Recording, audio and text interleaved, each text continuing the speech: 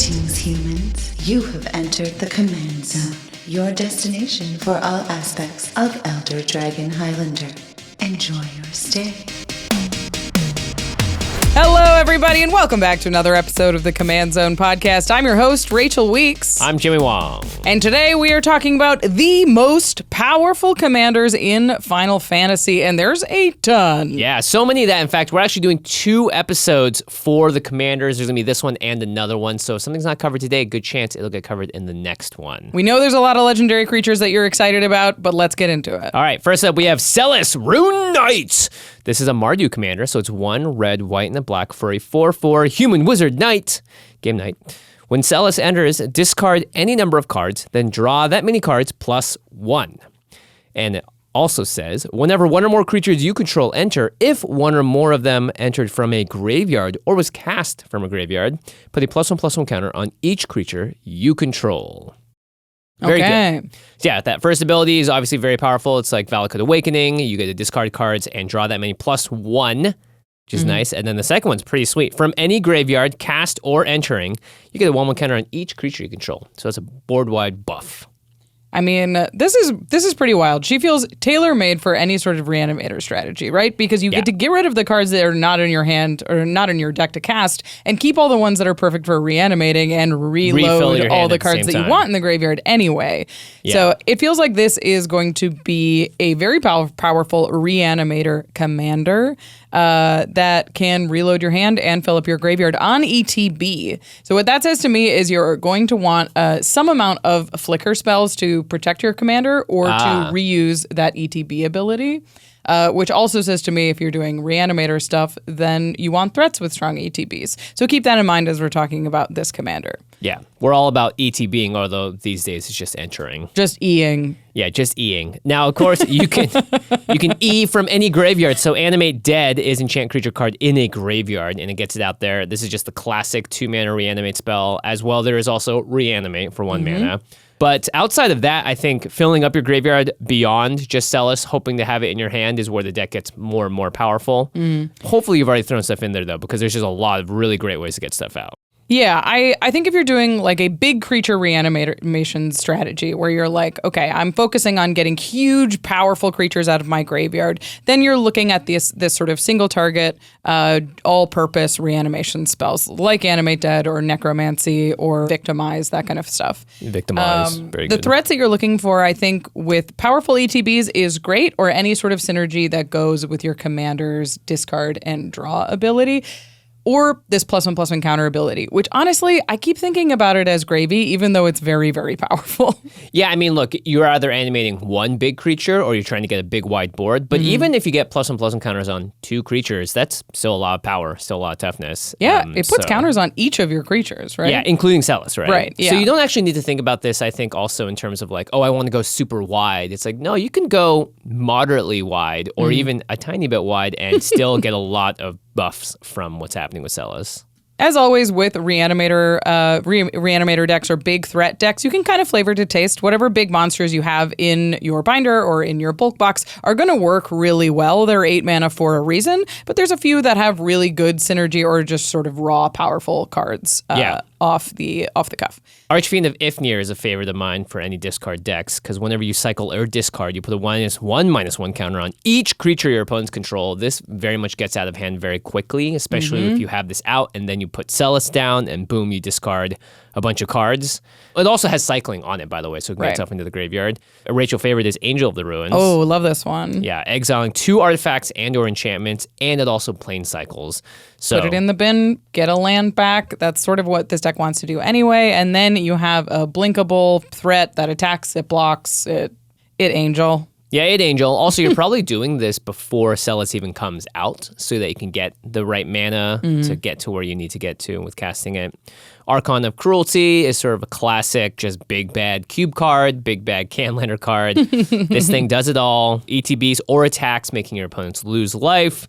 You gain life, you draw a card, they discard the card, they have to sacrifice a creature planeswalker. It is a beating. Anytime I get to reanimate cards, I'm putting Metamorphosis Fanatic into the deck. This card is wildly powerful. It enters the battlefield and reanimates a creature with a lifelink counter on it. And it has a miracle cost of 1 and a black. So it costs, if you draw it, for this is your card for turn, It costs the same rate as a regular reanimation spell. It's a miracle. You can also reanimate your Fanatic, which brings back another one of your beaters with a lifelink counter. So you get 2 creatures for the price of 1. Yeah, good stuff. Of course, Celes herself does not reanimate, notably. It just gets stuff in the graveyard. But the ETB is pretty powerful because you can really churn through your deck and make sure that you have your reanimate spells to begin with. Because a way that reanimator decks suck is that you have all of your huge things in your hand and you have no way to get rid of them, no way to basically replace them.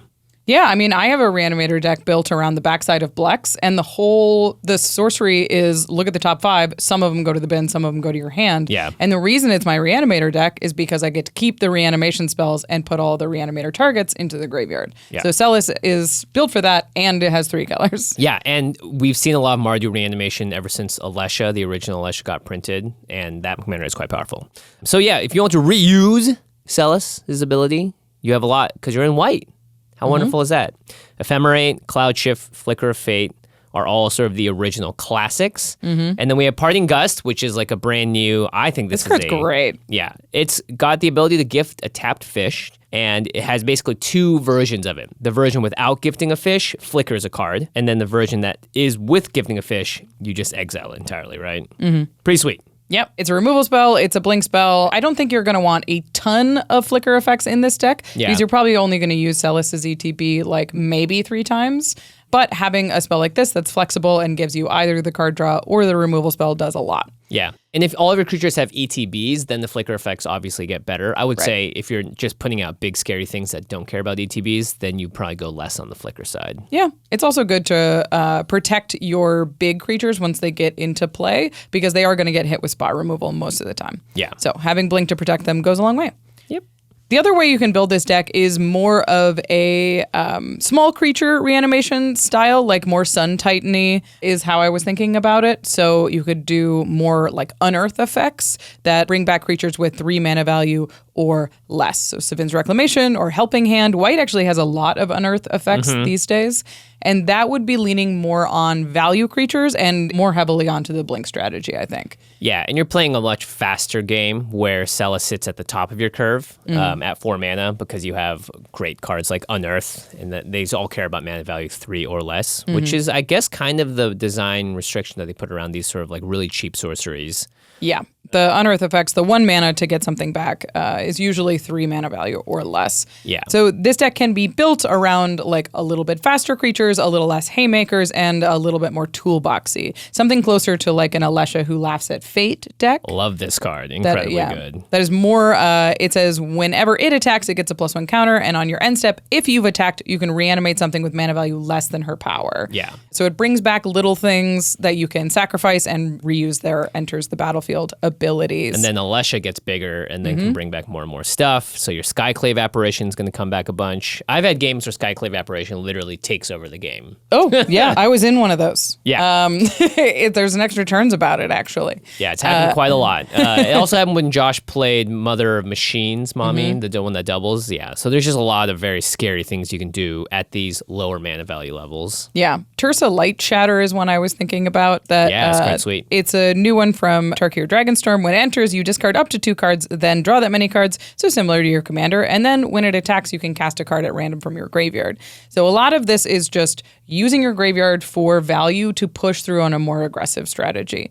Or a slightly more disruptive strategy rather than slamming a big reanimator spell. But both of those are very reasonable ways to build Celes. Yeah, I would say Lil Reanimator kind of has more of a competitive edge to it because you're playing at a much more efficient pace and you're double spelling, triple spelling with these 1 mana spells. And then Big Reanimator is everyone sees it coming and it's going to make you the threat really fast. But it's cool. You can also combo off and win the game on the spot. Yeah, that's the other side. There is definitely a sort of EDH turbo combo version of Celes because of this +1/+1 counter ability that says whenever a creature enters from the graveyard or is cast from the graveyard, it enters with a +1/+1 counter on it. So it works very well with persist creatures. Yeah. The most famous example, of course, is Murderous Redcap, which has persist. But whenever it enters the battlefield, it deals damage equal to its power to any target. Yep, and then persist, so when it dies, if it doesn't have any -1/-1 counters on it, it comes back to the battlefield with a -1/-1 counter on it, which will get canceled out if Celes is on the battlefield, so Murderous Redcap plus a Sack Outlet. Free sack outlet. And that one you don't need a payoff because the Murderous Redcap itself does the damage. The payoff. Yeah. But if you have something like a Goblin Bombardment and like a Putrid Goblin, which is just a 2-mana creature with Persist, you can also do infinite damage as long as Celes is on the board. Yeah. And even if they remove Celes, you just do it in response. At the right timing, So there's a lot of different fun ways you can do it. Blood Artist will also do it. Puppeteer Click has Persist, and this card is very good in the deck, even without the infinite combo parts of it. Yeah, I think Puppeteer Click is not exactly going in the combo version of this deck, but it has the opportunity to really abuse that Persist ability. Yeah. So Puppeteer Click, when it enters the battlefield, you can put target creature from an opponent's graveyard onto the battlefield under your control. It gains haste, and then at the end step, you exile it. So normally you get to use Puppeteer Click twice, but if there's always a +1/+1 counter on it, you can use Puppeteer Click as many times as you have sacrifices. Yep. I hate this card because I want it to be good in my Marchesa deck that cares about 1/1 counters, and then Celes just does it all. Yep. Celes is very powerful. It does this +1 counter creature combo thing really, really well, especially because it's got so much selection built in. Yeah. Of course, we're going to talk about a lot more powerful commanders in today's episode. If you want to build any of these decks, or maybe even just build that Alessia deck that we just talked about, go ahead and go to cardkingdom.com/command. That's our sponsor for the show. You can get all the cards you need from Final Fantasy, upcoming sets, prior sets, pre-orders, whatever you want. They've got it, seals, single products, and more. Singled products. I like that. Sealed products and singles. And of course, when you order those cards, you get them all delivered directly to your doorstep in one convenient package, all while supporting the Command Zone podcast, game nights, extra turns, and all of our content here at the good old Officio. So please go ahead to cardkingdom.com/command to check out all of the Magic cards that you're going to need from Final Fantasy and more, delivered in the quality you need, in the quantity that you need to your doorstep.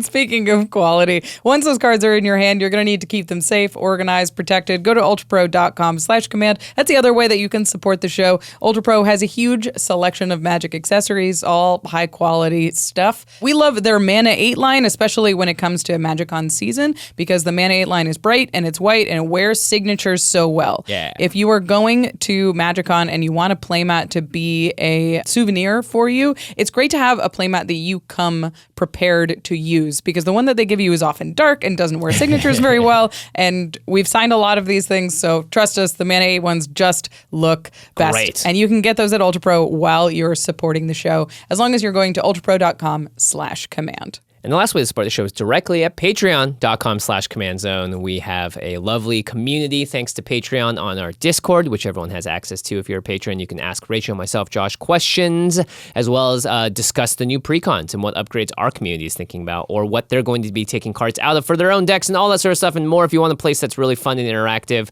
you should sign up for that Patreon at patreon.com/commandzone. And there's tons of other perks as well you can check out when you go to the website. And we shout out one lucky patron every episode. So this week's episode is dedicated to Stuart Hodge. Stuart, you rock. You do rock. All right, back into it with Emet-Selch, Unsundered. Emet-Selch. This is a very powerful card. This is a transforming commander. It's 1, a blue, and a black for a 2/4 Elder Wizard with Vigilance. Vigilance! Whenever Emet-Selch enters or attacks, draw a card, then discard a card. At the beginning of your upkeep, if there are 14 or more cards in your graveyard, you may transform Emet-Selch. The backside is a 6/6 with Vigilance with a very powerful ability. During your turn, you may play cards from your graveyard. Okay. No restriction. If a card or token would be put into your graveyard from anywhere, exile it instead. Yeah. Yes, this is Yawgmoth's Will on a commander. On the backside, and it's a static ability until they remove it. Yeah, wild. You can just play cards from your graveyard. That means land cards can be played. That means you can pretty much have access to those 14 or more cards that you needed to have to flip Emet in the first place. It's Hades, by the way, Sorcerer of Eld on the back. Oh, yeah, it turns into Hades. Pretty scary stuff. Yeah, this is a very, very powerful ability. If you've ever played against Yawgmoth's Will before, if you've ever heard of Yawgmoth's Will, this is a very powerful storm effect. The reason that it has this stipulation is so that you can't, play a lotus petal and sacrifice a lotus petal and play a lotus petal and sacrifice it. Yeah. So basically, when you flip Emet-Selch, you have to be ready to use what's in your graveyard. So this is a turbo self-mill deck that is trying to get as many cards into the graveyard as possible for the big turn when you flip Emet-Selch and cast a ton of spells from your graveyard. Yeah. On your upkeep, by the way. So people will see this coming, and they should be killing Emet-Selch if they know it's about to happen. Yes, this is a very, very powerful ability. Let's start with self-mill, because 14 cards is a lot of cards that you have to get into the graveyard, but you are in the 2 best colors to do it. Yeah, blue and black, of course. Obviously, Windfall, I think, is the fastest way if you're already drawing a bunch of cards. Each player discards their hand, then draws cards equal to the greatest number of cards the player discarded. This way, this is just a good card to have in a deck like this, obviously. Windfalls are always so very, very, very powerful. But if you want to just mill, there's a lot of options as well, because you're in blue-black. Glimpse the Unthinkable is the one that you definitely need to put in this deck. It's blue and a black for a sorcery. Target player mills 10 cards. Hey, that's right. 11 cards in your graveyard right away for 2 mana. That's most of the way there when you cast your commander next turn. Once he's transformed, your graveyard's locked. That's the options that you have. Gotcha. So that's why, I mean, you really need to cast these, like, fill as many cards into your graveyard as possible so that when your commander flips, you've got one big turn with access to usually about a third of your deck. Yeah, not just 14 cards in this case, as many as you can. Yeah. So mill cards like Glimpse the Unthinkable, Ripples of Undeath is one that we keep tooting the horn on, but even Ripples of Undeath at home, Stillness in Motion, that is the new enchantment from Tarkir's at Dragonstorm. Tarkir's at Dragonstorm. That's what it is. Dragons at Tarkir. At the beginning of your upkeep, you mill 3, no work, no nothing, and it prevents you from decking yourself, which honestly in a deck like this, that might be a downside if you're doing the like Thassa's Oracle turbo mill type of thing. But it's kind of like a Doomsday effect when you do deck yourself with Stillness and Motion out. Speaking of, this is probably a Doomsday deck if you're that kind of pod. If you are that kind of pod, yeah. Emet-Selch being a 3-mana commander definitely opens it up to the competitive realm for sure. Right. If you're not doing direct mill, you can of course do looting. There's a lot of really powerful 2-mana looters. Ledger Shredder sort of at the top of the pile, but something like Vohar Vodalian Desecrator is a great option as well for on a budget. Yeah, and you also get to have access to your graveyard with Vohar's second ability. You can sack it and cast an instant or sorcery. So you do have a lot of redundancy effects in these colors as well. Yeah. Frantic Search always goes in stormy style decks like this because it's free for you to cast from your graveyard. You don't have access to the cards that you discard if your commander has already flipped. But if he hasn't, then it's a great way to put 3 cards into the graveyard. Frantic Search and the 2 you discard. Now you got your graveyard open. You're about to do the thing. How do you win the game?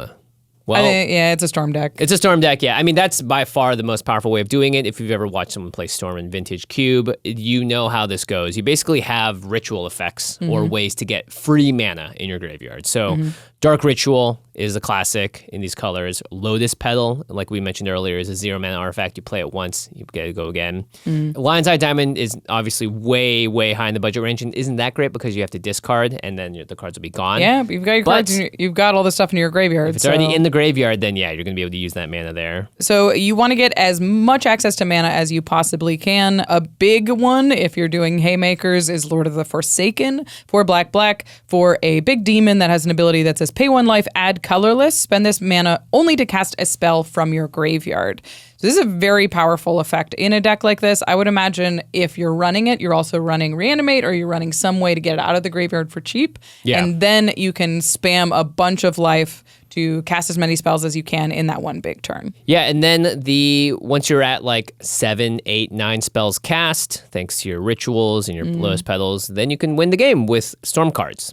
Or you can do so much with Storm cards that you basically secure, a very powerful position at the board.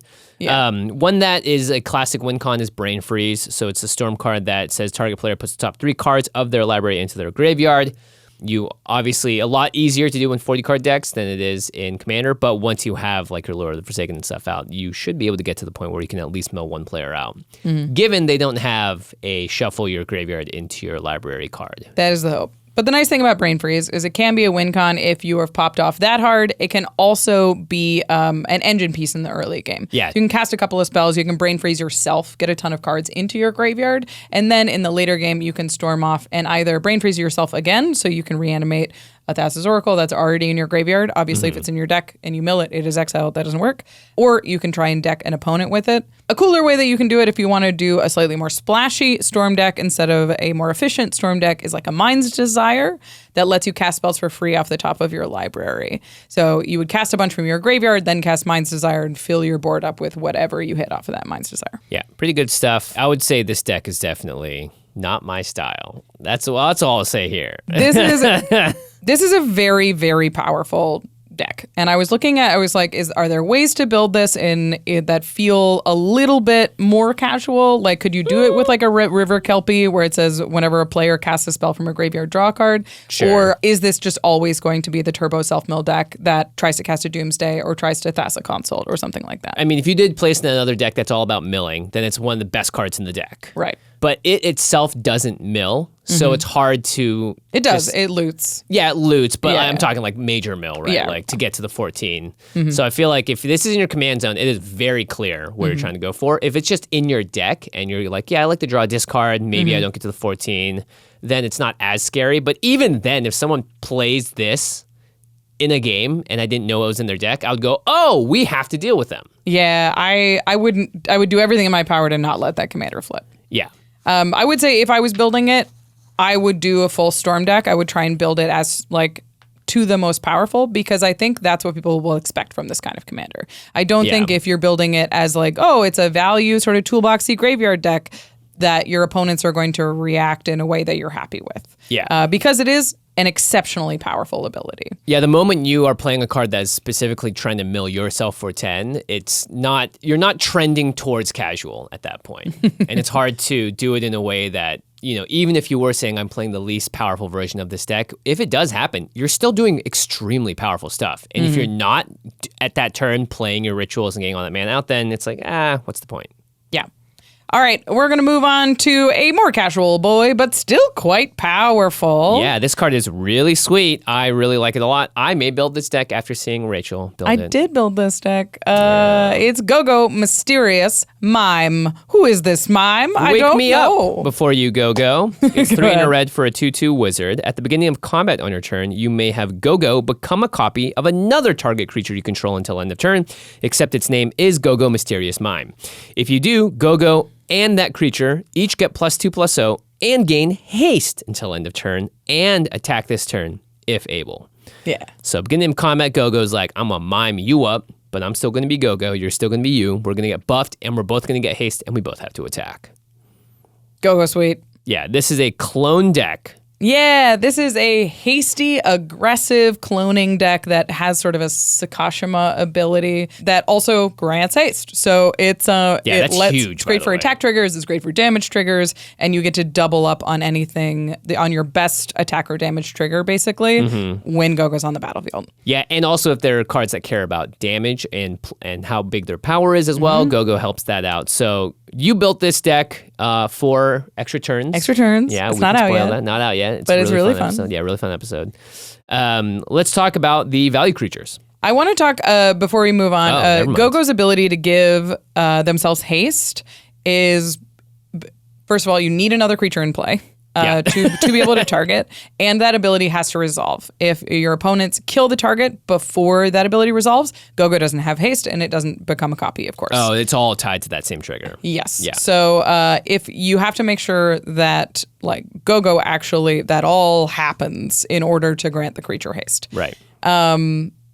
But Gogo also keeps its name, so you can do this with legendary creatures, is the other thing I wanted to mention. Yeah, which is really interesting because in this type of deck, you might think 4-mana commander, play a ramp on 2, get it out on 3. But if you don't have another creature out for Gogo, then what's the point? So it doesn't really do anything. Gogo is not necessarily a turn 3 commander. It might even be a turn 4, turn 5, I guess, if you want to set your board up. This is very interesting. So I sort of went both ways with my build. I really liked 3-mana strong creatures with attack triggers. Yeah. And that was the first direction that I went. So I was like 3-mana creatures with attack triggers or damage triggers is where we're going to start. One that's new that I think is really fun with Gogo is Star Athlete. Gogo's always wanted to be a star athlete. They have really done their best. It's 1 red for a 3/2 with Menace. When it attacks, choose up to 1 target non-land permanent. Its controller may sacrifice it. If they don't, Star Athlete deals 5 damage to that player. So normally these kind of effects put your opponents, you're like, I'll just take the 5 and I'll keep my thing. But you have Gogo and you have a Star Athlete. So Gogo buffs themselves and the Star Athlete They to both be have a menace. 5/2 menace. Yeah. If you choose the same thing, they have to take 10 to keep it, and Yikes. they have 10 menace damage going at somebody. Yeah. Right? It doesn't have You to get be... to choose 2 non-land permanents that they control, or You the same one or twice. the same one twice. Yeah. So that's an enormous amount of damage on turn 4. If you play Star Athlete on 3 and Gogo on turn 4, is like, do you want to keep your Signet? How badly do you want to keep your Signet? Yeah. Do you want 20 damage, keep your Signet? Yeah. I always find Menace to be way more effective than I give it credit for. And yeah, Gogo getting Menace as well as that power buff is really big. You can also blitz out Star Athlete if you want for 3 in a red. But you probably won't. Gimli of the Glittering Caves, because Gogo also really loves Lord of the Rings. 2 in red for a 1/1 double striker, becomes a 3/1 double striker with Gogo's ability. Whenever another legendary creature enters the battlefield under your control, put a 1/1 counter on Gimli. So actually it's now a 2/2. So yeah, 2/2, so it's a 4/2 double strike on turn 4. Yeah. And whenever Gimli deals combat damage to a player, create a treasure token. Bingo. Okay, so you have Gimli that will attack as a 4/2 double striker and make 2 treasure tokens, and you have Gogo that will attack as a 3/1 double striker that will make 2 treasure tokens, and that's on turn 4. Yeah. So you may make 4 treasure tokens, and you also may deal upwards of 8, 6, 8, 14 damage. 14 damage, yeah. Pretty good. Pretty good. A very fun one to have on turn 3 is Krenko, Tin Street Kingpin, because Krenko cares about power. So whenever Krenko attacks, put a +1 counter on it, then create a number of 1/1 red goblin creature tokens equal to Krenko's power. What's nice about Krenko is if Gogo attacks as Krenko, Gogo gets a counter, and the counter stays. So it makes Gogo a little bit of a better creature throughout the game. Yeah. In addition to, Gogo makes Krenko a 3/2, makes themselves a 3/2. They both attack as 4/3s and make 8 goblins, which seems pretty good on turn 4. Yeah, that's not just pretty good. That's insane. Yeah, Mono Red got a lot faster with Gogo. Fast. So what are some cards that sit on the other end of it? Right. So outside, so Gogo's down, and then the next turn you play something that Gogo can then give haste. Now, this is all assuming Gogo stays alive. And I think the first time people play with Gogo, they're not killing him. And they probably should. And the second time, they will. Yeah. So I was also looking at 5 mana and 6 mana Haymakers that you can play the turn after Gogo comes down. And one of the cooler ones is Blade Griff Prototype. Sick. It's a 5 mana 3/2 with flying. It's a Griffin. Whenever it deals combat damage to a player, destroy target non-land permanent of that player's choice that one of your opponents controls. Yikes. So this attacks as a 5/2 flying, and you give 2 different opponents the opportunity to kill 2 different opponents' things. Yeah. There's some fun deal making that can happen here, but more importantly, the flying is evasion, which is really important because by the time Gogo has done its thing and maybe gotten an attack of Menace or Double Strike, people are going to want to play blockers. So Blade Grip Prototype is sick. And this card sucks because it doesn't have haste normally. Or it doesn't suck, it's just not as great. Yeah, but here, it's very powerful and you'll have 2 of them. Yeah. Wow. I hate it. Dragonhawk Fate's Tempest. It's a dragon, much better than that stinky griffin. It's a 5/5 bird dragon, legendary creature. Again, legendary creatures work really well with Gogo. Whenever Dragonhawk enters or attacks, exile the top X cards of your libraries, where X is the number of creatures you control with power 4 or greater. It's going to trigger itself, and then when Gogo and it attacks, it's going to trigger both of them. And then you may play those cards until your next end step. At the beginning of your next end step, Dragonhawk deals 2 damage to each opponent for each of those cards that are still exiled. Now, Dragonhawk says Dragonhawk here, but when it references itself in the card, it just means this card. So Gogo will also get that ability. So you will be able to trigger this 3 times, potentially, when Gogo's out with Dragonhawk, if it's just themselves, because Dragonhawk enters, and then it's going to attack with Gogo. Yeah. So trigger. So Dragonhawk enters. Let's just say you have just Gogo and Dragonhawk. Okay. Dragonhawk enters, you exile 1 card. Then you have Gogo become a copy of Dragonhawk. Becomes they a 5/5. both attack and see each other, so they're both 7/5s. Yeah. And where X is the number of creatures you control, so they'll both trigger twice. They'll both get 2 more. So yes, you'll have 5 cards exiled. And then on end step, the original Dragonhawk will see 3 cards in exile unless you cast some, of course, and will deal up to 6 damage. And Gogo will see 2 cards in exile and deal up to 4. Wow. Not to mention, you just drew 5 cards. Yeah. Now, you're probably not going to be able to cast them that turn, but if this survives till the next turn or even later in the game, this is a huge way to make sure that you just still have gas in the engine. Yeah, I mean, if you didn't cast any, you just dealt 10 damage and attacked with 2 7/5 flyers, so that seems okay. So that's a great one. I mean, Baylor is another one I was thinking of. That's just a really good attack or dies ability. And a flyer. Does a lot of damage. This is a very pesky and aggressive deck that is trying to hit you hard, hit you fast before you're ready for anything. Yeah, and Gogo gets to live out all of his dreams as a griffin, goblin, dragon, demon, athlete. He gets to do it all. One thing I want to talk about, because this deck is really cool, but it has a propensity to be really fast and be really dangerous and have the entire table go, kill it! Gogo! Which they're right. So you definitely want to make sure that you have a lot of stability built into it. And red isn't great at that. Gogo's great as long as you have one thing to target. So don't dump your entire board onto the battlefield and be like, okay, I'm going to play my Dragonhawk and Baylor and this. Oh no, a board wipe. Yeah, and Gogo could only copy one of them anyway. Exactly. Yeah. So if you only put one onto the battlefield, that's great. That's totally fine. But making sure that you have a lot of card advantage, you have a lot of card selection, and you have lots of ways to make mana when inevitably your opponents decide to answer Gogo. So first thing I looked at was junk tokens. Crimson Caravaneer is really good in the deck. Oh, double strike trample 1/2. That becomes a 3/2 with Gogo out. With trample, and when it hits, you make a junk token. So you'll make 2 junk tokens by itself, but 4 tokens if it's copied by Gogo on turn 4. And junks are artifacts. You tap it, sack it, exile the top card of your library. You can play it you can play it this turn, only as a sorcery. Rose Cutthroat Raider is incredibly cracked when you have 2 of her. Always wanted to put this in the deck. This card is busted. I like it. It says whenever you sacrifice a junk, add red. But it also says at end of combat on your turn, if you attacked this turn, create a junk token for each opponent you attacked. It's a 5/2 first striker. The 5 with Gogo. Yeah, so you copy Rose with Gogo. They both attack as 5/2 first strikers. You if they attack both 2 players. survive, you make 4 junk tokens, and whenever you sacrifice them, you make 2 red mana. Yeah, you can go through a lot of your deck. That seems okay. Yeah. Seems pretty good to me. A lot of you are probably yelling about Professional Facebreaker. There's Professional a whole Facebreaker. Yeah, outside of the junk, there's treasures you can make as well. So Gogo with Professional Facebreaker, because again, they see each other dealing combat damage to different players. Then you're going to make a bunch of treasures, and then you can stack those treasures to Impulse Draw as well. Reign of Riches is great. I found that a lot of the things that was best with Gogo made treasures incidentally. So being able to have Just having them. 2 spells every time you cast one with the treasure makes it very powerful. Yeah. And if you've got an Ancient Copper Dragon lying around, it's really, really good in this deck. Yeah, the nice thing about this deck is even without Gogo out, you're just playing traditionally very powerful red cards. So I think Lightning Greaves is probably an auto-include in this deck just so that you can get, because the haste on top of it and anger and all that stuff makes Gogo that much better, but just all the other cards are just better as a result. Absolutely. This deck is really sweet. It's really aggressive. It's definitely dangerous, and your opponents will catch wise, but it's really fun to play. But it's not instant on-site removal like Emet-Selch might be. Yeah, it's a different kind of powerful. Yeah, it's in the first time you play with Gogo will be the best time. Probably. Yeah. And then the second and third times, people will realize it's time to Gogo. Gogo. Am I do you think of Inspector Gadget, or is that just me? Oh, yeah, I can see that. Yeah, Gogo Gadget, Gogo, Mime. Gadget, Mime, yeah. I was just thinking of the song, but yeah. Yeah, that too.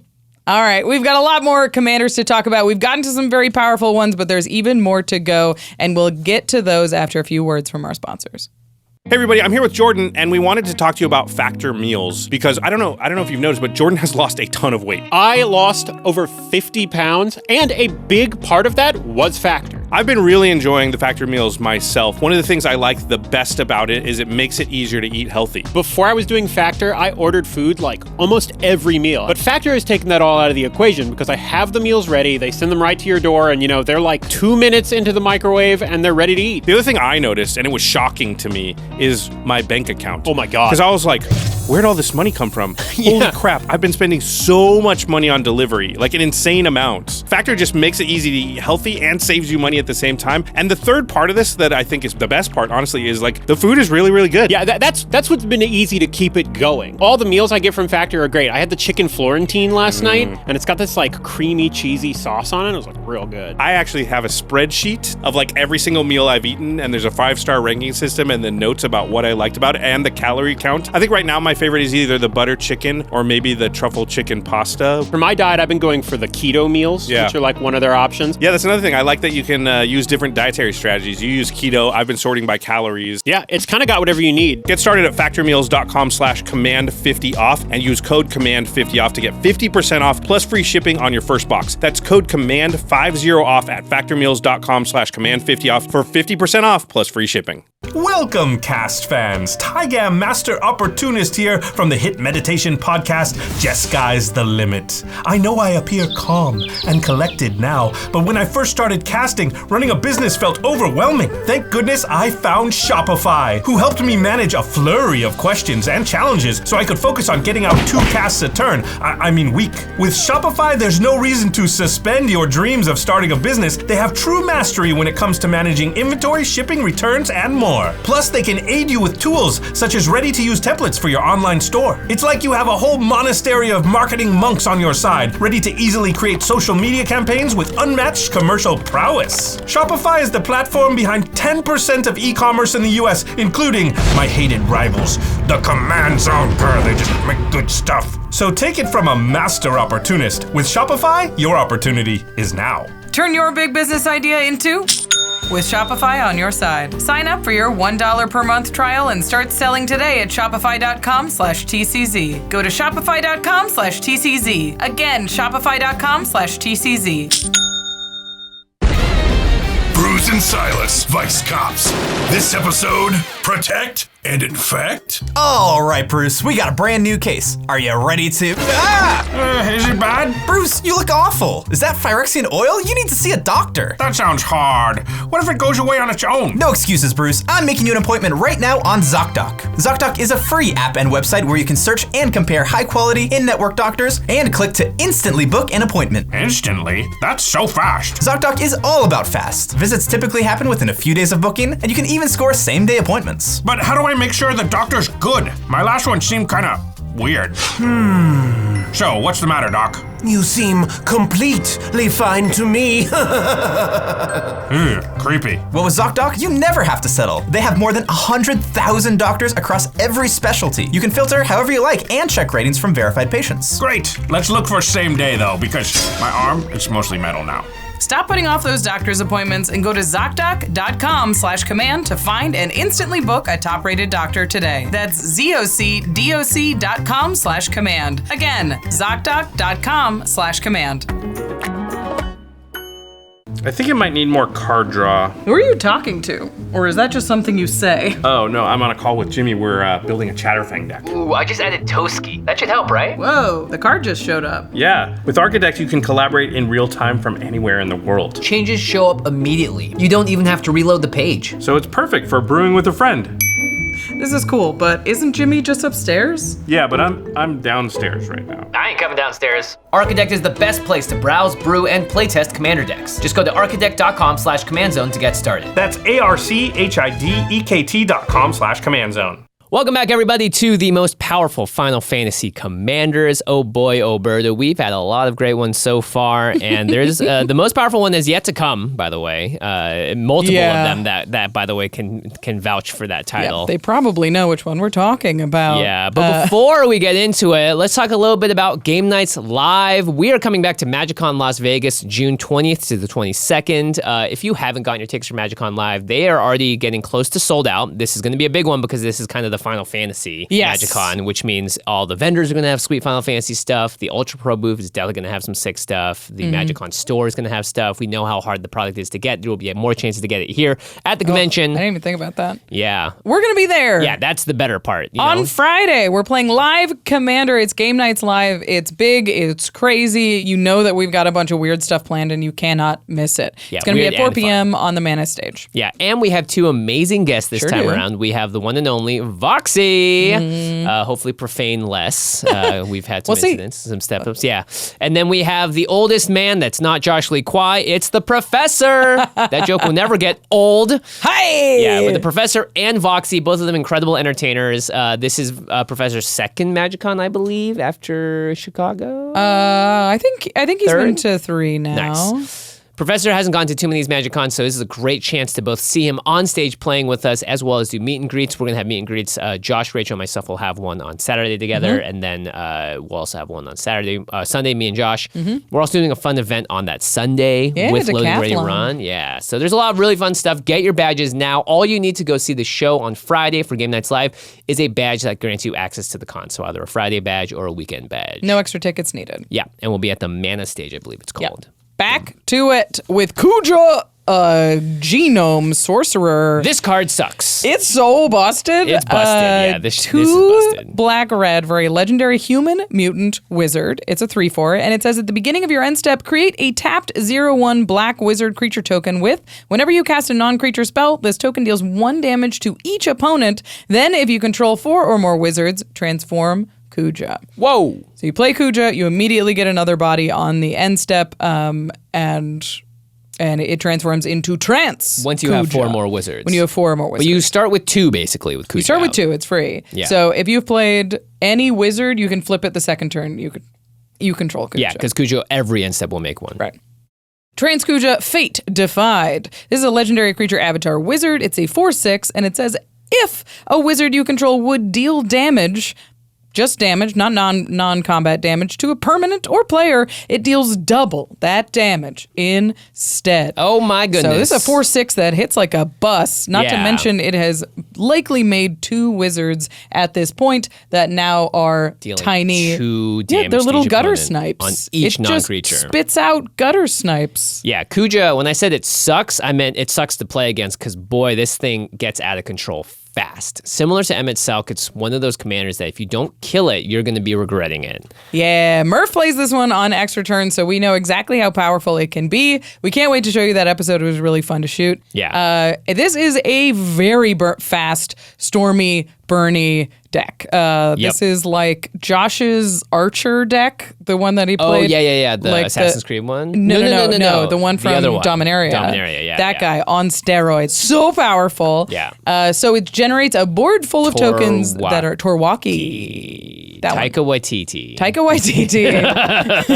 Storm Commander. Someone's got to made that proxy, right? that altar. Once Kuja flips, all of those little innocuous wizard tokens are extremely dangerous threats, and they're pretty scary threats before Kuja flips. Yeah. So do not take this commander lightly. Flipping it isn't that hard. Controlling 4 wizards when you have a wizard that makes wizards means you only really need to cast 1 additional wizard at any point. Yeah, to get to that because second to flip turn. Kuja. Yeah, and you can probably also do it on the turn that Kuja flips, but the Kuja comes down. But you kind of want to have more of those black wizard tokens with the way this deck works because you need that gutter snipe ability. So I think the play pattern that you want with Kuja most of the time is you want to play a 2-mana rock on turn 2, so you can play Kuja on turn 3. Then you make a black mage token. Black wizard creature token. Come on. And then on turn 4, you want to cast basically any wizard so that on your end step, you can flip Kuja with your 2 black wizard tokens. Yeah. Actually, ideally, it's not just any wizard, but one that is a lower mana cost because you want to hold some mana up because now that you flipped Kuja, you have the doubling damage ability. If you don't make use of it, then you've done kind of nothing. That's true. Now you've got 2 black mages up, so if you cast 2 instants and sorceries that turn, you deal 4 to each opponent. It's more than that because you have 2 and it's doubled. 8. It's 8 to each opponent. If you cast 2 instants and sorceries on turn 5, the turn that you flip your commander. Yeah, that's wild. You thought Gogo was going? Was Gogo going? Nah, Kuja's going. Kuja's going. So yes, high density of 2-mana rocks. Not to mention they trigger your wizards. They're better than Gutter Snipe. It's not instant or sorcery. It's non-creature spell. Not just, I would even say Dark Ritual. Because it's also going to be a spell that you can cast later on for really cheap to generate the storming off and killing everyone with the low guys. The faster you can get Kuja on the battlefield, the more wizards you will have. Yes. So you definitely want, this deck is going to be full of cantrips. Specifically, instant speed cantrips are the best because like we said, you're transforming on end step and you want to be able to cast some amount of them while you have Kuja in play. You're trans Kuja forming. That's true. While you have the backside of Kuja in play. Yeah. So you want cantrips that are instant speed like Crimson Wisps or Cremate or Expedite. All of them are just 1 mana instants that draw you a card. And they do something. Ideally, you're playing it, refilling, playing it, checking it out, cantripping over and over again. And then, if you're able to do this 4 or 5 times, you basically have killed the table. Yeah. And you can also kill the table in other ways by just casting a lightning bolt at someone's face.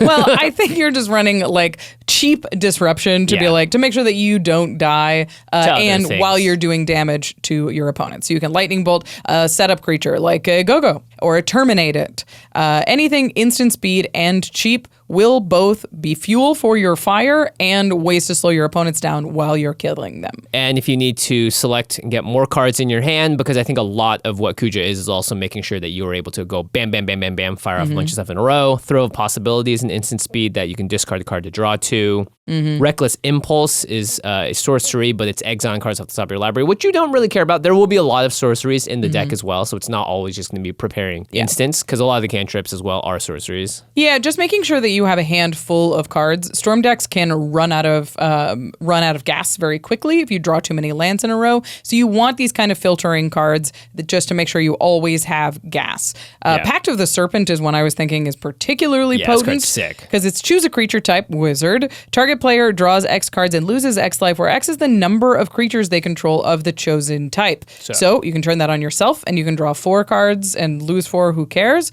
Or you can turn it on an opponent who it's like, oh, you have 4 elves over there. You're going to take 4 in addition to the 16 of the damage triggers that this is actually causing. Yeah, you can sometimes kill people with Pact of the Serpent. I haven't really seen it, but it can happen. We mentioned wizards. You're going to want wizards. You can include stuff like Coruscation Mage, which is basically just like the wizard tokens that you're making. Whenever you cast a non-creature spell, this creature deals 1 damage to each opponent. Yeah, it has Offspring as well, so if you cast this later on in the game, you can get 2 wizards for the price of 1.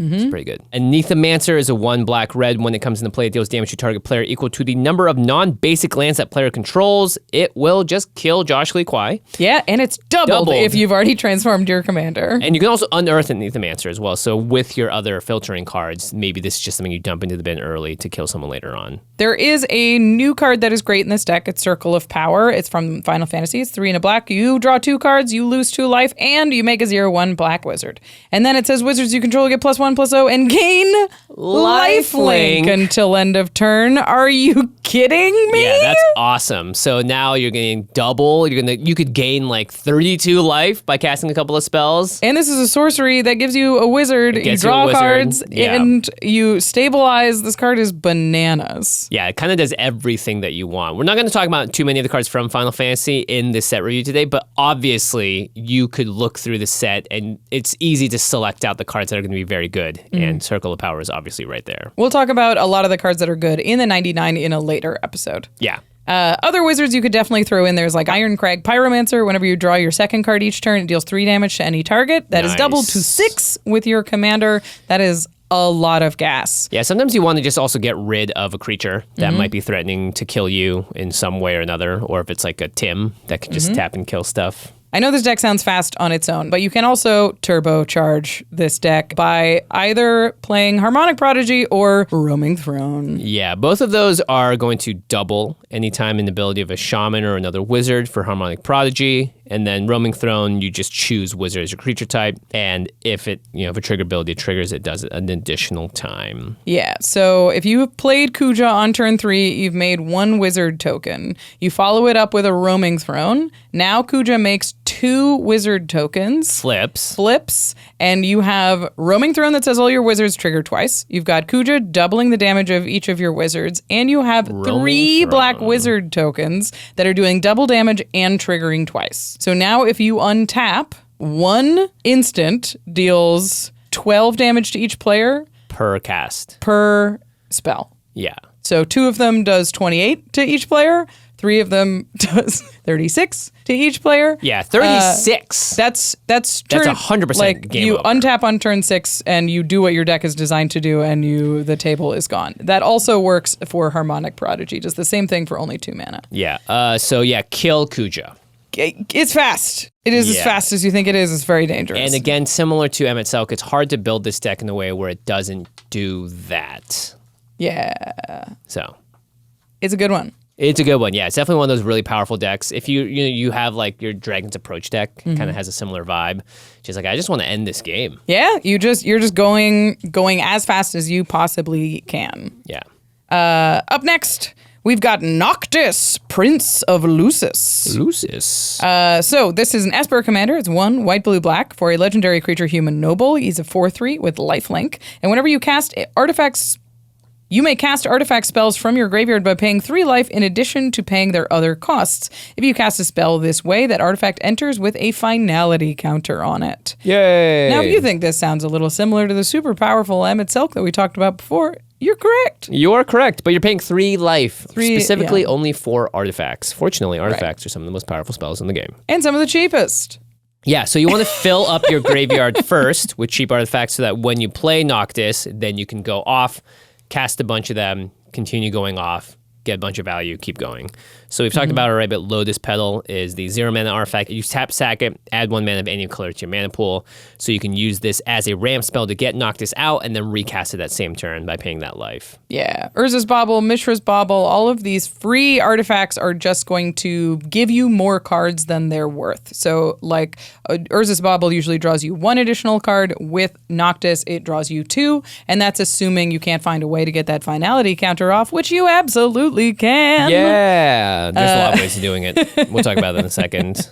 But cheap artifacts is very, very powerful. I think this is a great Moonsilver Key deck. Oh, yeah. This is a 2 mana artifact that says 1, tap, sacrifice Moonsilver Key, search your library for an artifact card with a mana ability or a basic land card, reveal it, put it into your hand, then shuffle. Yeah, this is search up your Soul Ring. There's a lot of utility to being able to activate Moonsilver Key multiple times.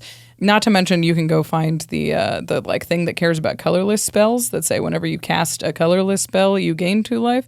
You know, Forsaken Monument. Forsaken Monument, yeah. I That's believe that is obviously a mana ability. Very, very good in a deck Yeah. like this because you're paying so much life. We'll Right. talk about that in a second as well. Other just good artifacts that you can cast from your graveyard is like Grinding Station. Yeah, if you're putting Grinding Station in the deck, people will instantly look at you and go, uh-oh, are you about to combo off and win? And the answer is usually yes. Yeah, so you can tap, sack an artifact. Target player puts the top 3 cards of their library into their graveyard. So, and then whenever an artifact comes into play or enters, you may untap Grinding Station. So it is a grinding station. It just keeps going. It mills you, it sacrifices your artifacts, it does everything that this deck wants to do, which gives you a good indication that this is a pretty powerful deck. Yeah, a Thought Monitor, you're going to play it for 1 blue mana often. It's got affinity for artifacts. When it enters the battlefield, you draw 2 cards. Pretty good. Especially if you can replay it, sack it, replay it, and sack it. This is a great repurposing bay deck. Speaking of play it, yeah. sack it, play it, sack it.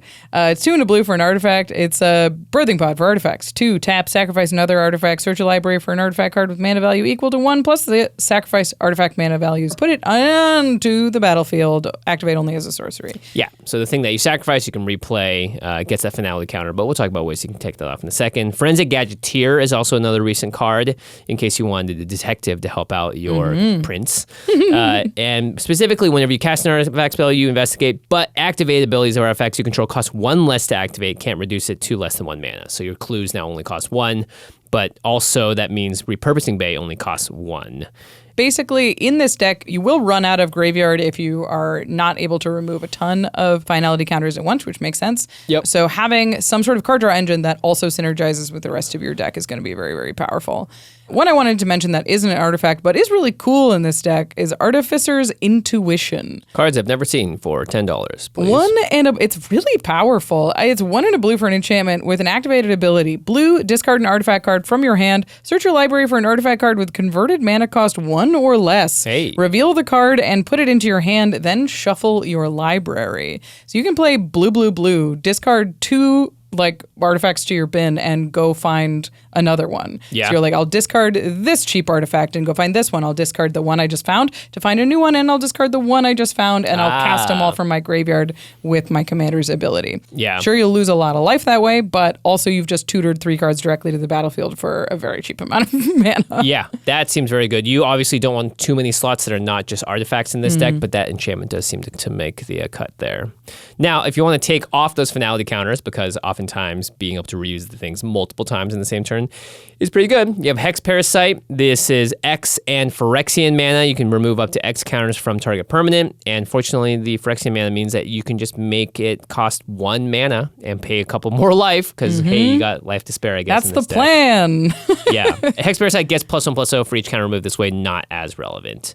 But you can just pay the 1 and remove the counter, and Yeah. Hex Parasite itself is an artifact, so it's a great one to tutor up. Yep. Also, an artifact and removes counters is Power Conduit. You can tap it to remove a counter from a permanent to put a +1 counter elsewhere or a charge counter on some sort of artifact. Neither of those are as important as removing the finality counter, probably from a bauble repeatedly. It does have to tap to do that, which is unfortunate, but it is very good ability. Yeah, Soul Diviner also has to tap, removing a counter from an artifact, creature, land, or a planeswalker, but then you get to draw a card. Pretty good. Pretty good. The new Owaka Traveling Merchant, that is from Final Fantasy, that does a similar thing to Soul Diviner, except for it's mono blue and legendary. Yeah, you also have Goldberry as well.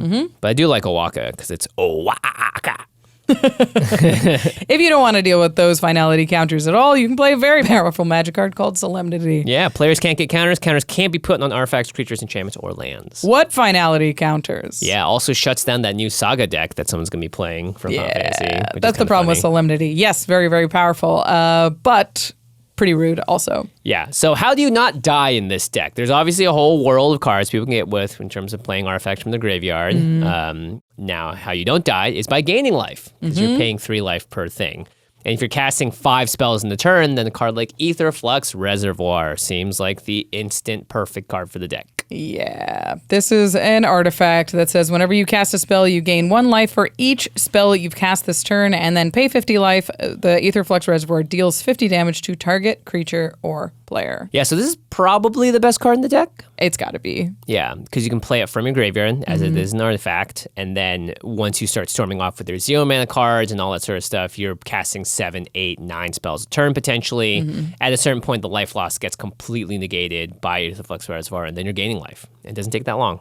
Yeah, speaking of storming off, Tendrils of Agony is a storm card that says target player loses 2 life and you gain 2 life. So it's a little weird in this deck because you will probably have to cast it somewhere in the middle of your storm. Right. But if you've cast 4 or 5 artifacts, so you've lost like 15 life at this point, and you cast Tendrils of Agony, then you get 6 Tendrils of Agony, assuming you've cast 5 spells before this. Yeah. So you gain 12 life and you have an opponent lose 12. So you can really knock somebody out, but this gives you the gas to sort of keep casting stuff from your graveyard and finding out a way to cast that Tendrils again. Yeah, Psychomancer is a Warhammer card, so we're just mixing the UBs together. It's a 1 in the black artifact creature, 1/1 with flying. Whenever Psychomancer or another non-token artifact you control is put into a graveyard from the battlefield or is put into exile from the battlefield, so Nice. that's nice with the finality counters, target opponent loses a life and you gain 1 life. Doesn't make up for the 3 that you paid, but it does make for it 1. hurt a little bit less. Yeah. Another Final Fantasy card is Papalimo Totolimo. So cute.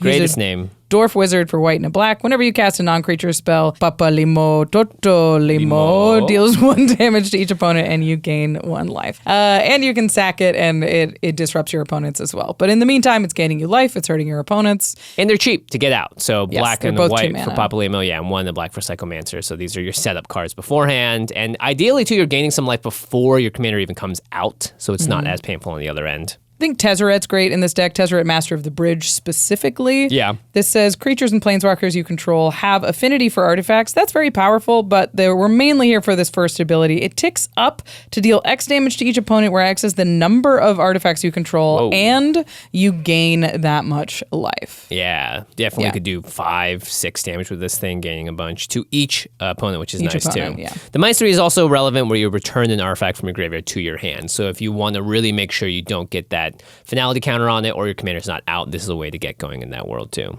The other trick that I thought was pretty cool was Encroaching Mycosynth. Cards that you cannot play otherwise until the deck arrives for it, which is this one. It is 3 and a blue for an artifact. It says non-land permanents you control are artifacts in addition to their other types. The same is true for permanent spells you control and non-land permanents you own that aren't on the battlefield. Wow. Now I can cast my Papalimo from the graveyard, for he is an artifact. Yeah, no Artificer's Intuition also is an artifact. Now tutors for now that. tutors for other things, and you can tutor for Artificer's Intuition with artifact tutors. Yeah.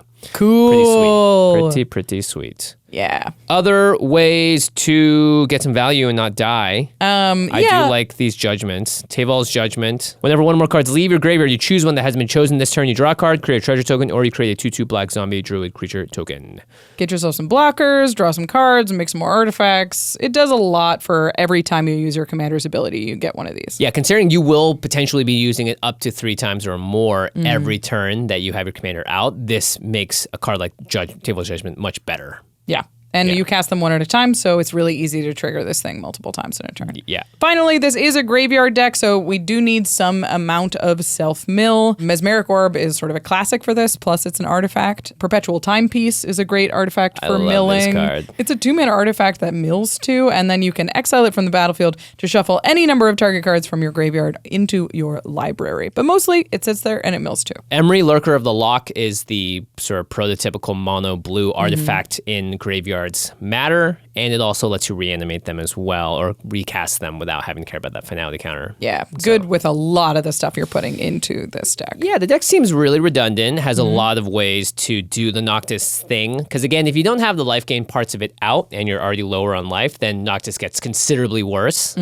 But having all this other stuff there means that you're already doing the value thing without Noctis necessarily being there. I imagine that this deck plays out where you're doing the artifact thing for a couple of turns, and then you either run out of gas or you have substantially filled your graveyard, and now it's time to play Noctis and have a big turn. Yeah. I don't think Noctis is a commander that sits on the board very long. No, just like the last few that we've talked about, if you don't get rid of them, it gets pretty bad for you pretty quickly. So yeah. Must remove commanders on site. A lot of them in this set, and this next one is no different. No different. It's Sephiroth, Fabled Soldier. They had to make Sephiroth powerful. They did. Probably the most iconic villain outside of Kefka. 2 in the black for a 3/3 legendary creature, human avatar soldier. Whenever Sephiroth enters or attacks, you may sacrifice another creature. If you do, draw a card. Pretty nice.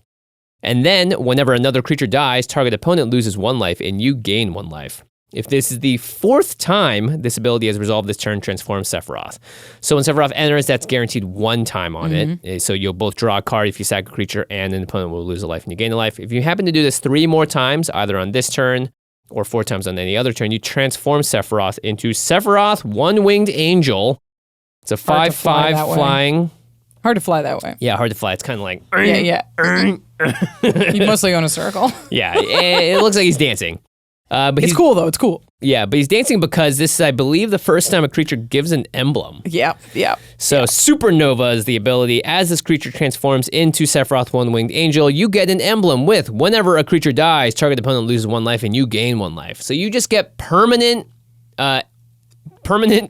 aristocrats on everything. Artist. Whenever a creature dies, target opponent. Yeah, you had a permanent blood artist. Yeah, a creature, any creature on the battlefield. Yep. Whenever Sephiroth attacks, you may sacrifice any number of other creatures. If you do, draw that many cards. So it's like a super powered version of his ETB/attack ability on the front side. Yeah. Instead of just 1 creature, now you can do as many as you want. And now, not only are you drawing cards, you're also making opponents lose a ton of life. Yeah, and this is a transform ability, so as long as you haven't tapped Sephiroth before he transforms, you can attack right away. Yeah. Because he doesn't leave the battlefield when he transforms. He flips in place. So if 4 creatures have died this turn, your commander flips and attacks and can sacrifice a bunch of things, draw a bunch more cards, drain the table for even more. This is a very powerful aristocrat commander. Putting an emblem in play is obviously... really good. Yeah, just crazy. Because even if really Sephiroth leaves, your deck is still a mono black aristocrats deck. And you will be able to continue to do the thing, and no one can interact with that emblem. So the thing about aristocrats deck, it's very difficult often to balance payoffs and sack outlets and token makers. Right. And your commander is a sack outlet, a card draw engine, and a payoff for sacrificing things. So it answers a lot of those problems of aristocrat decks in the past. So it makes it easier for you to include either more disruption or more ways to make tokens or even more free sack outlets that are repeatable, and you don't have to lean on all of the payoffs in the 99 quite as much. Yeah, this is a deck that is not fun to play against. I would just say it right now because you have a ton of edict effects, and for decks that aren't prepared to deal with that, you will basically have an empty board state the entire time. I think it is worth mentioning that if you have Sephiroth in play and you play a single Fleshbag Marauder type effect, that's your 4 creatures dying. Yeah, if everyone has a creature Assuming on the board. everybody has a creature. It is a 1-card way to kill 4 things, to impact your opponents, and flip your commander, giving yourself an emblem. So I would expect this deck would include a lot of these. Accursed Marauder, Plague Crafter, there's tons of these. Yeah. And most of them are symmetrical, and as long as there's 4 players, 4 creatures are dying, it's easy to flip your commander. Yeah, and if you don't have a symmetrical effect like that, you can play Soul Shatter or Shieldred's Edict, which makes everyone sacrifice a creature or a non-creature token or whatever in Shieldred's Edict's case, and then Sephiroth's Enter or Attack ability can get you that 4th one as well. Right. So it is, even the non-symmetrical ones will do exactly what you want here. So I would imagine that this deck includes some amount of those. But also, if you're playing an aristocrat deck, you're going to want a lot of sack outlets just generally. You want to have a lot of control over when things die and how. The nice thing is when Sephiroth attacks, if that is the 4th creature and when he attacks, he will flip and be the 5/5 on the other side attacking. So that's obviously very good. But even if it's like the 3rd creature and then you need 1 more on top of it, that's where these sack outlets come into play. Right. There's a lot of free sack outlets that we've talked about for years. Ashnod's Altar and Phyrexian Altar are both probably the most powerful ones. But having stuff like Yahenni Undying Partisan is really nice because it's a creature and a sack outlet. Viscera Seer does the same thing. It's a creature and a sack outlet for only 1 mana. Spawning Pit is an artifact version that you can remove charge counters from it eventually to put more spawn artifact creature tokens on the battlefield, which is cool because then you can sacrifice those as well. Yep. High Market goes in any deck like this. If you're playing a sacrifice deck, you want a land that has a sacrifice ability. Phyrexian Tower is another one. It's on the pricier end, of course. Yeah, but you get mana. But you get mana. And of course, you're going to need fodder. I'd say that's the main thing that you will have to build into the deck no matter what, are creatures that need to be or can be sacrificed because Sephiroth's back ability is so powerful and you need it again just to get him going usually. There's a lot of creatures in black that come in and enter with a mess of tokens. One of the coolest ones, I think, is Slingang Lieutenant. This is a goblin. It comes in with 2 other goblins, and it is a sack outlet for goblins itself. So if you don't have a free sack outlet, the Slingang Lieutenant can sacrifice all 3 of the creatures on its own. Yeah. And then it deals, makes a player lose a life and gain a life, which will be, of course... We'll take it. Yeah, we'll take it. Another card I've been looking to put in decks is 9 Lives Familiar. So this is a 1/1 kitty cat with 9 lives or 8 revival counters on it.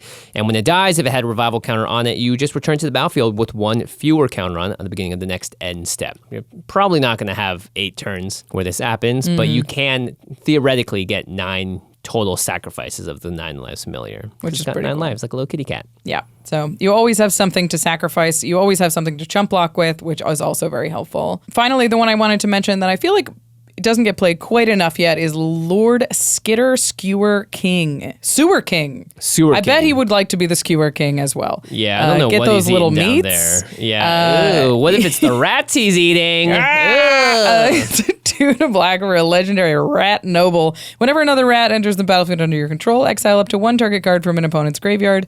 At the beginning of combat on your turn, you make a 1/1 black rat creature token with this creature can't block. Doesn't matter, it's dying. You also have like Ophiomancer effects as well, obviously, but Ophiomancers. do love ways to make continual tokens or ways to make a bunch. Obviously, cards that have dies triggers as well are going to be good as on top of it. One thing that we do want to know before we finish talking about Sephiroth is that you can get multiple emblems if he's cast multiple times and flipped multiple times in the game, and that could be another way that you close out this whole shenanigan. Yeah, I was like, okay, so if you sacrifice your commander, you play another edict effect, you can flip your commander again make another emblem, and now if there's a board wipe, everybody takes 2, and or one person takes 2 and you gain 2.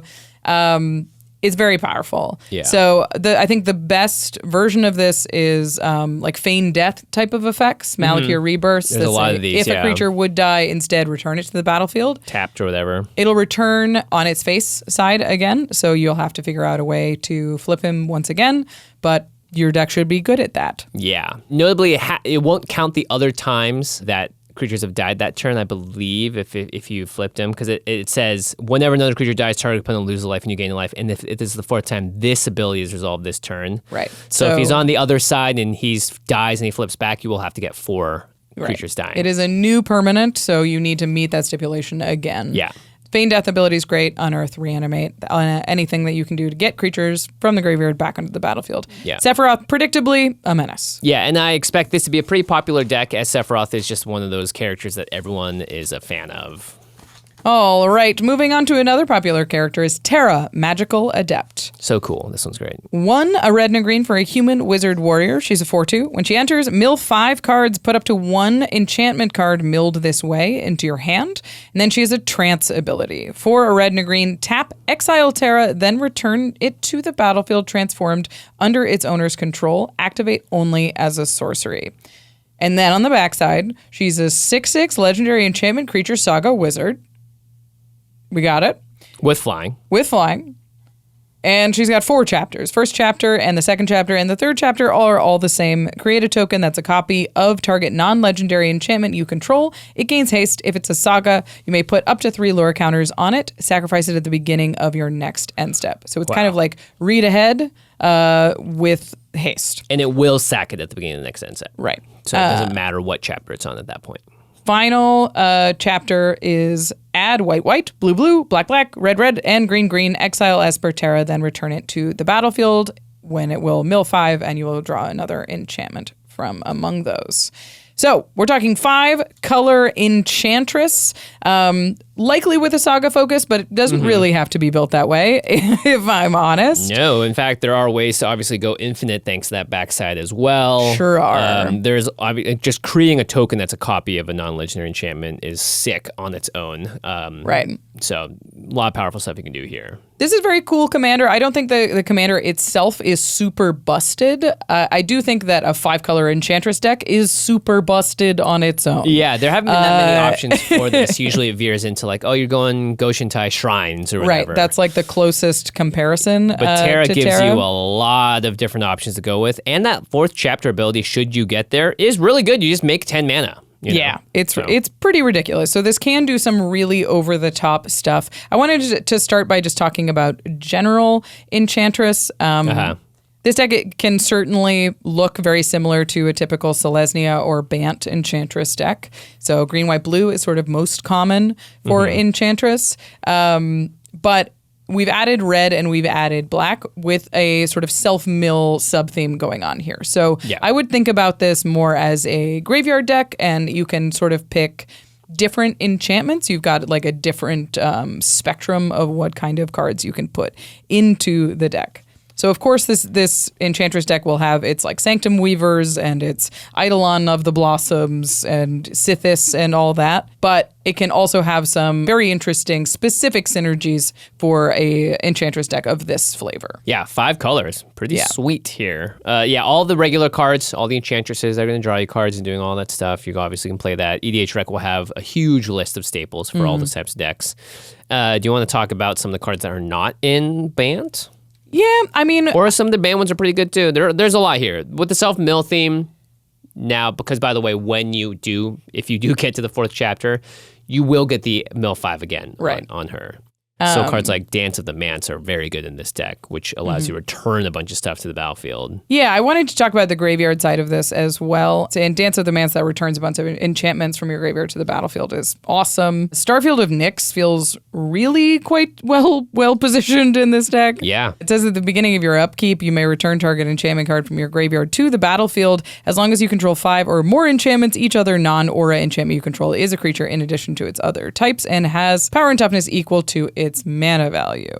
Ooh. So if you mill 4 cards and this is the card you return, now you've got 1 or 2 enchantments in your graveyard that you can bring back with the Starfield of Nyx. Yeah, notably the other side of Terra as well gives those cards haste when they copy them. So thanks to Starfield of Nyx, they are now creatures. One of the big appeals, I think, of playing 5 color means you get to include a lot of the other commanders in the 99 here. Onyxia and the Master of Keys are both like very neat enchantment commanders that can sort of be looped into the 99. Onyxia cares about enchantment creatures, but also reanimates enchantments from the graveyard to the battlefield. To make some creatures.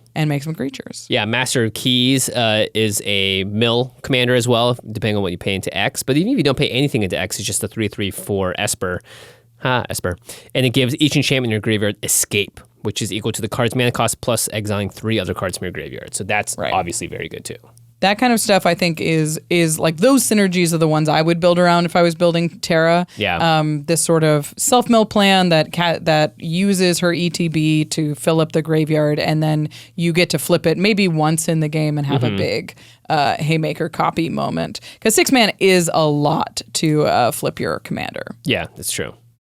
Okay.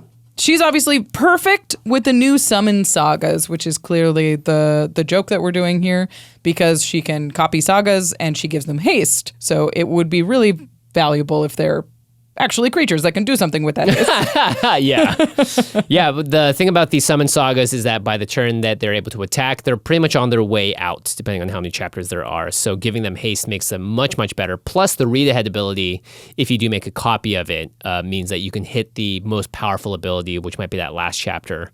So yeah, summon Yojimbo. 3 in the white for a 5/5 Vigilance Saga Samurai enchantment creature. First chapter, you exile and target artifact, enchantment, or tapped creature. Second and third chapters, until your next turn creatures can't attack you unless they pay 2 for each of those creatures, which is great in enchantment decks. And then the fourth chapter is create X treasure tokens where X is the number of opponents who control a creature with power 4 or greater.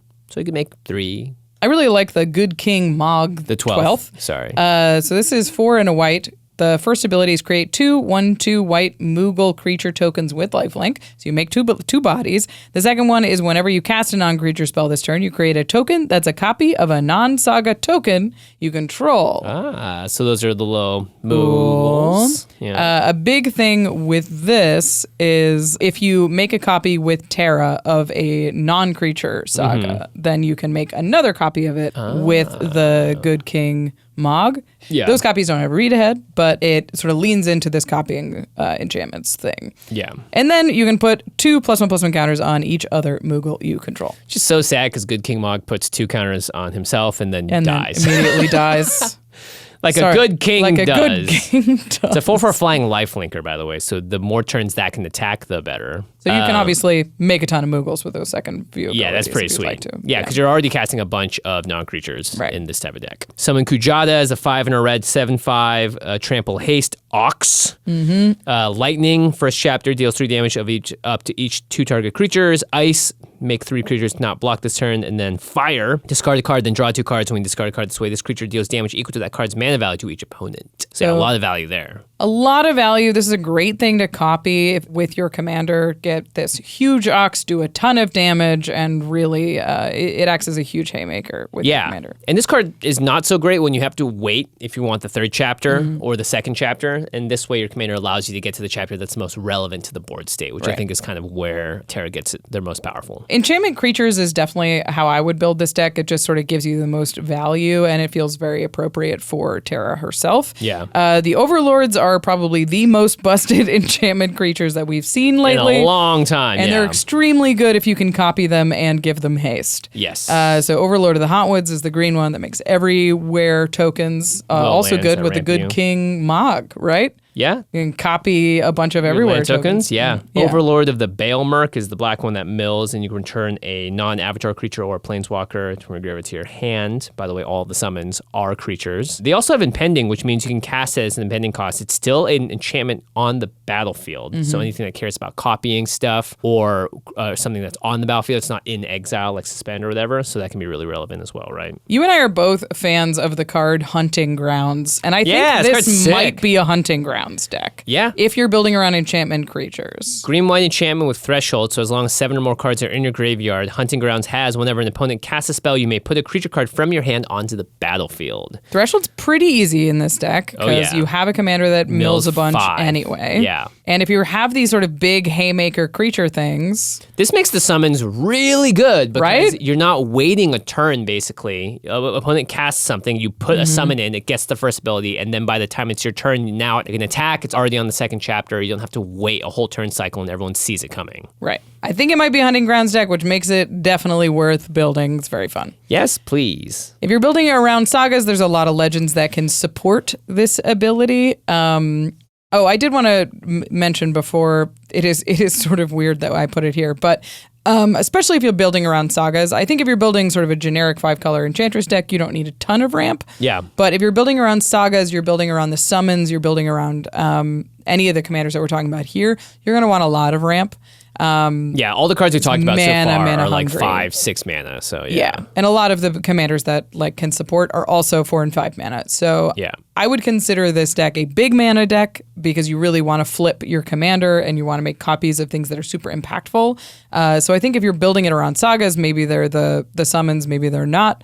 You do want to make sure that you have lots of ways to develop your mana, especially if you're, adding Tom Bombadil and that kind of thing. Yeah, I think Terra, the most flavorful deck, does involve all of the summons. So these saga-based commanders are going to be pretty sweet. Right. So you have Narcy Fable Singer, which is an Abzan. Whenever you sack an enchantment, draw a card, which happens at the end of each saga.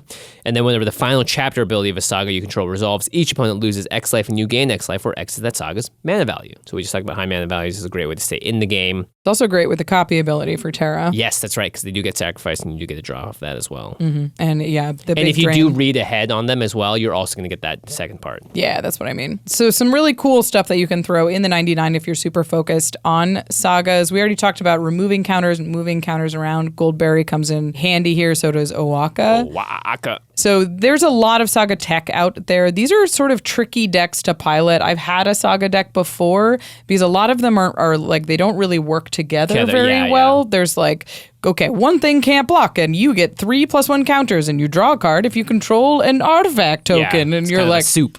So they can be kind of difficult to manage and there's a lot of tokens. So that's my fair warning on building a saga deck. They're a little bit trickier to operate than they look. Yeah, there's a lot of stuff happening. A lot of choices. They almost feel like Planeswalker decks. Yeah. Oh, yeah, for sure. And you also have 5 colors, so you got to deal with making sure that your mana base is right and getting the right colors out at the right time. So this is definitely a thinky type deck. It's probably why Josh loved his Tom Bombadil deck he played on Yeah, Lord of the it's Rings very so much. thinky. Yeah. We did allude to some combos, so let's talk about these combos real fast. The backside of Terra, these copy abilities, copy a non-legendary enchantment. So, if you can make a copy of Esper Terra that isn't legendary, you can begin to copy itself. Now you have a non-legendary version that can copy itself, that can make a copy, that copies itself, that can make a copy and copies itself. Good thing it's a creature.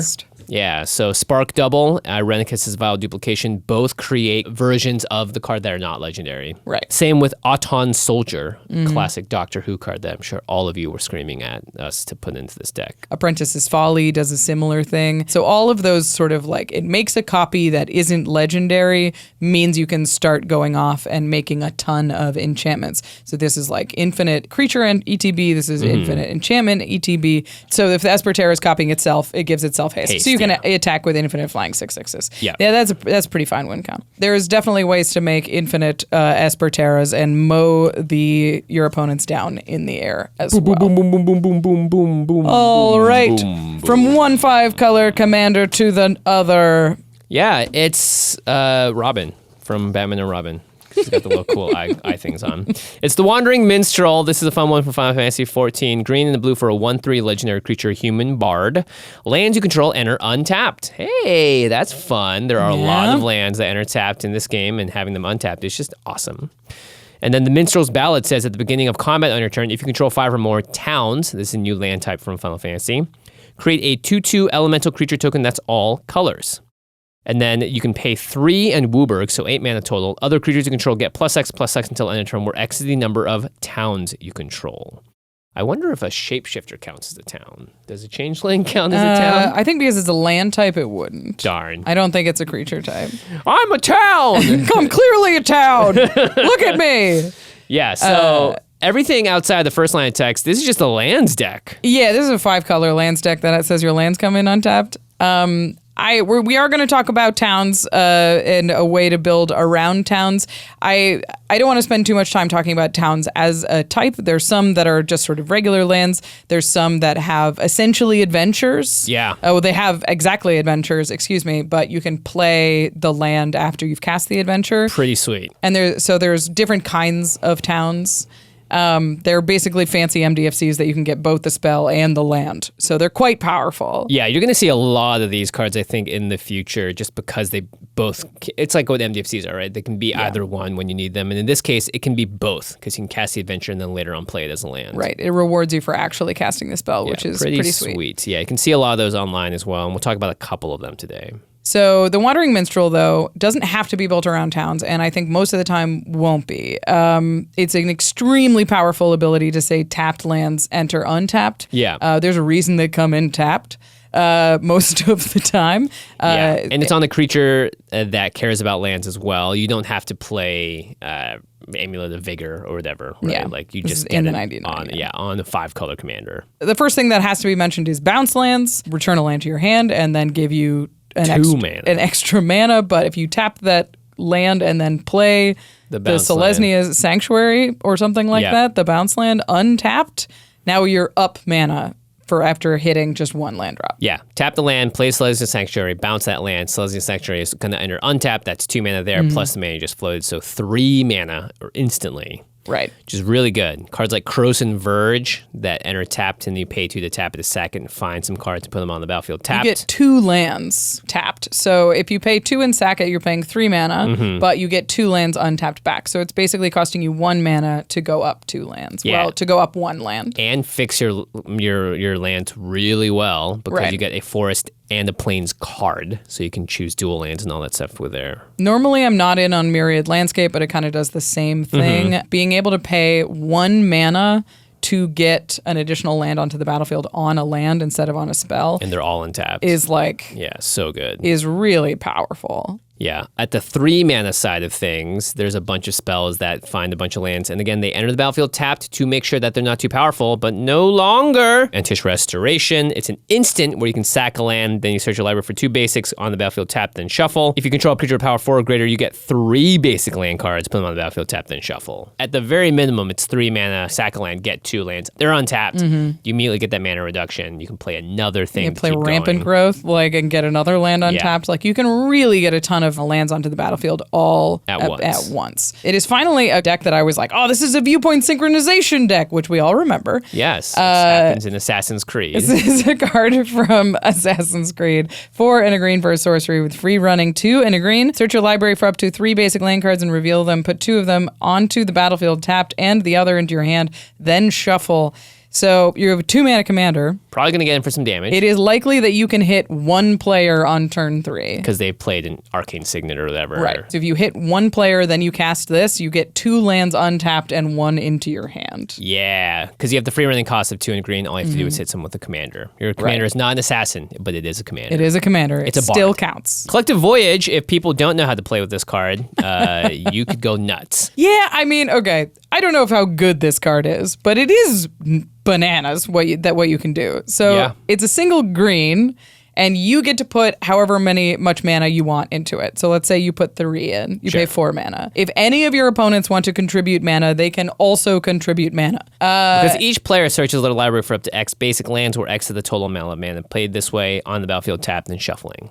Right. Normally the downside is that your opponents untap with this mana before you do, but all of those lands now untapped. So it's sort of like you pay 1 mana to get any number of lands onto the battlefield right now. Yeah, and your opponents may just want to ramp as well and be like, yeah, sure, I'll do it. I'll pay 1. So if you pay 3, if they pay 1, then you paid 4 mana to get 4 untapped lands. The spell is effectively free. You have ramped a lot of your opponents, and it is dangerous. Sure. This is a dangerous magic card. But cool. Yeah, very cool. And you're a 5-color deck. You probably need to be playing some basics because you're playing also all of your, your rampant growth type effects. Yeah, there's a lot of fetch lands and searches. Hopefully you have enough to put out on the battlefield too. The big one, of course, is Scapeshift. Yeah, Scapeshift. It's mana positive. Yeah, it's weird. It's a ritual. Yeah. 2 green, second the number of lands. Search your library for up to that many land cards. So again, in a land-based deck, you can just find the most powerful lands in the game.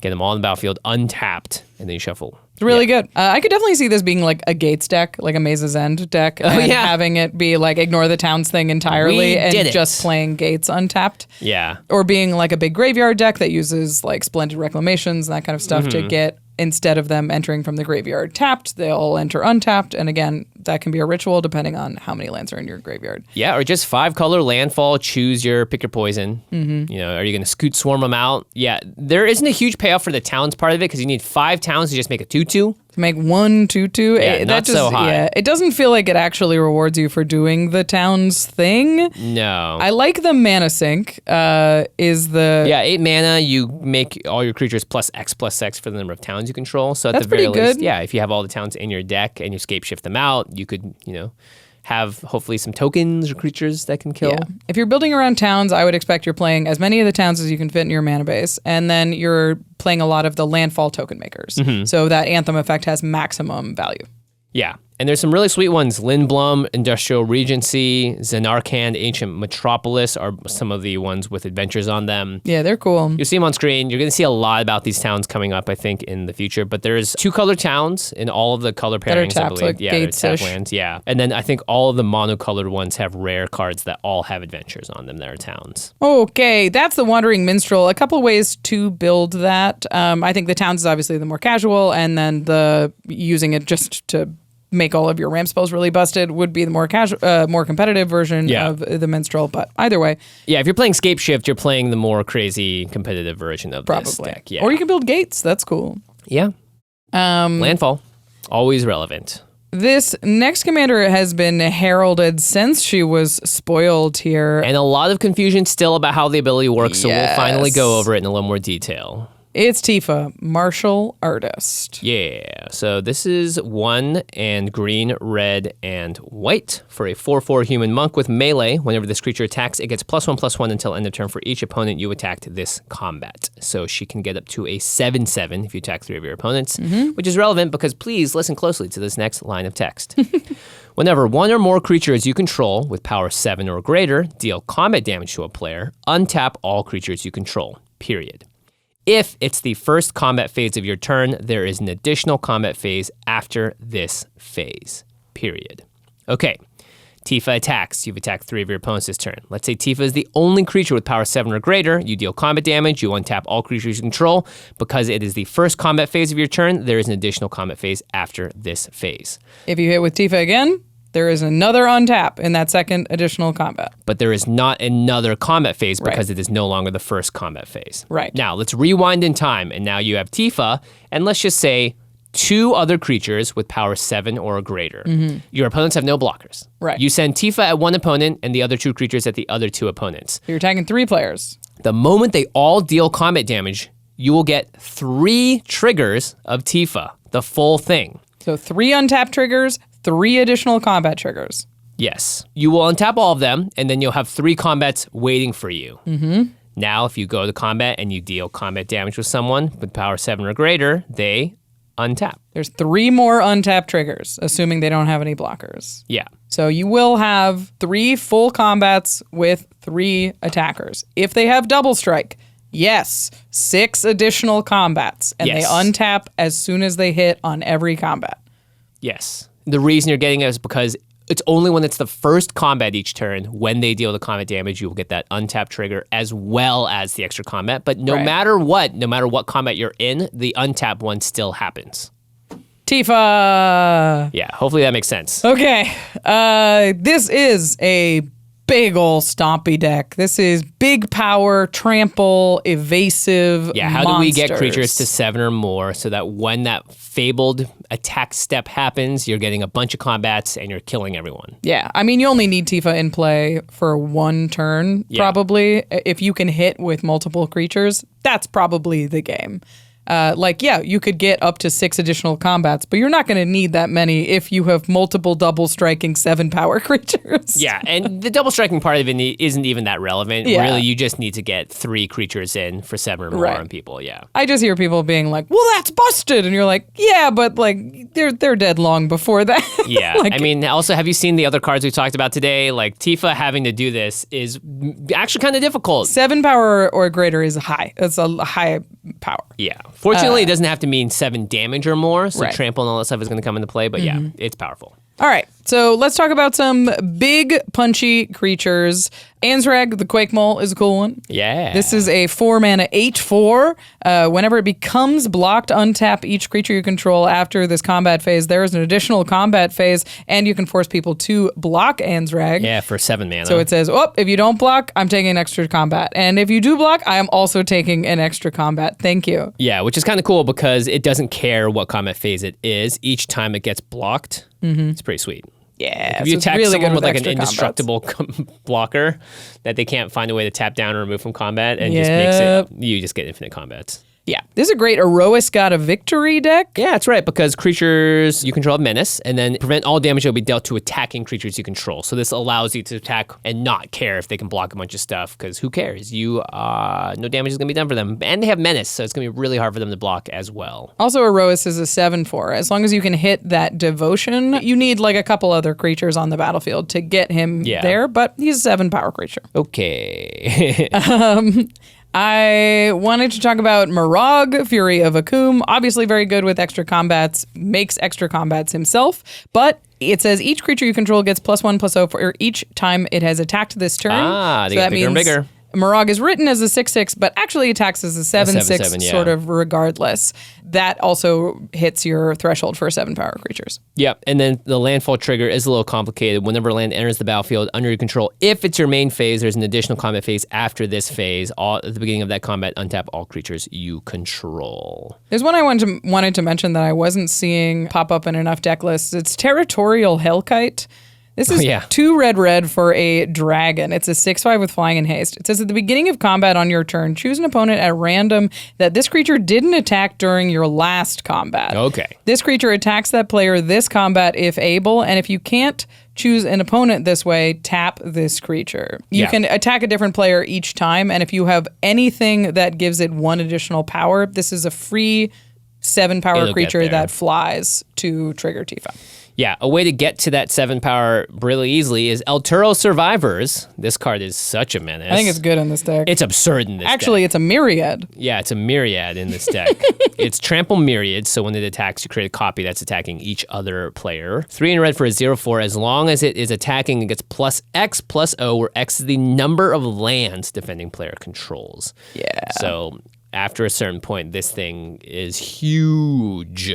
Yeah. I mean, this thing, it later in the game represents 3 7-power creatures with trample. Minimum 7, by the way. Yeah. Similarly, Polygoyf is a 3-mana trample myriad. Its power is equal to the number of different card types among cards in all graveyards, and its toughness is equal to that number +1. Getting it to 7 power requires, obviously, some amount of stuff to be in the graveyard, but I have a deck that is not super focused on milling, and this thing is reliably 5 or 6 power. Yeah. So I can see Polygoyf being a thing that you can absolutely include, especially if you are including some of the melee triggers that we're going to talk about in a second. Those anthem effects. Yeah. Other ways to get your creature's power up are like Xenagos, God of Revels, Zopandrel, Hunger Dominus, things that double. You also have like Halana and Elena that can just add counters to your creatures and just make them haste. Bigger. Yeah, give them haste. All right, attack triggers. I mentioned melee. Both Wolfgar of Icewind Dale and Adriana, Captain of the Guard. Wolfgar doubles your attack triggers, so that makes melee work even better and has melee himself, so he attacks as 7. But Adriana gives everybody melee. So in a deck that is designed to attack multiple people at the same time, it's really, really powerful. It can give everything up to 3, +3/+3 when it attacks. Yeah, and if you have multiple creatures with melee, they actually are stacked on top of each other, and they trigger separately. So Tifa will have melee. That's why Adriana says other creatures you control have melee. And Skyhunter Strike Force does the same thing. As long as you control your commander, other creatures you control have melee. That is a huge buff, especially on an evasive creature. It gets itself all the way up to a 5/5 on its own. Yeah, and then of course you do have creatures like Pathbreaker Ibex. When it attacks, creatures gain trample and get +X/+X, where X is the greatest power among creatures you control, and you can stack it so that it happens after the melee triggers. Your overwhelming stampedes are going to be very good in this scenario. Yeah. Again, you also want them to get to the point where after they attack and they try and block it, that your creature is alive for that next combat. So things that give +X/+X are really good in this scenario. So we've talked about a lot of beefy boys. Casting them isn't always going to be super super reliable. Another build that you could do is focus more on cheating things into play. Cheat. Because like we said, you only really need Tifa in play with a board for one turn for the game to be over. And for the big attack. Sneak Attack can help with that. Yeah, Sneak Attack is great. 1 red, you can put a creature on the from your hand on the battlefield, give it haste, you get sacked at the beginning of the next end step. Doesn't matter because you had 15 combats or whatever between then and then. And the game was over by the 3rd one. Yeah. Ilharg, the Raised Boar, is a similar one. It's an attack trigger that lets you put a creature card from your hand on the battlefield. Champion of Romanus is cool in this deck. It's 3 and a green. You may exert Champion of Romanus as it attacks. When you do, you may put a creature card from your hand onto the battlefield. Cool. I'm going to untap it right away, so it doesn't matter if it's exerted. Yeah, do it again. Exert. I will certainly exert. Yeah, if you have a haste enabler, then the creatures you put on the battlefield can attack on those additional next combats. turns, Yeah. But pretty fun. You can definitely cheat a lot of stuff into play really fast. I think if you're going for more of the Haymaker, 8 power, 7 power creatures, that is the way that I would build it. I would say that equipment is also a way to get your creatures up to a higher power, but I don't recommend it in this deck because Tifa herself has melee, and that's an easier, more reliable way.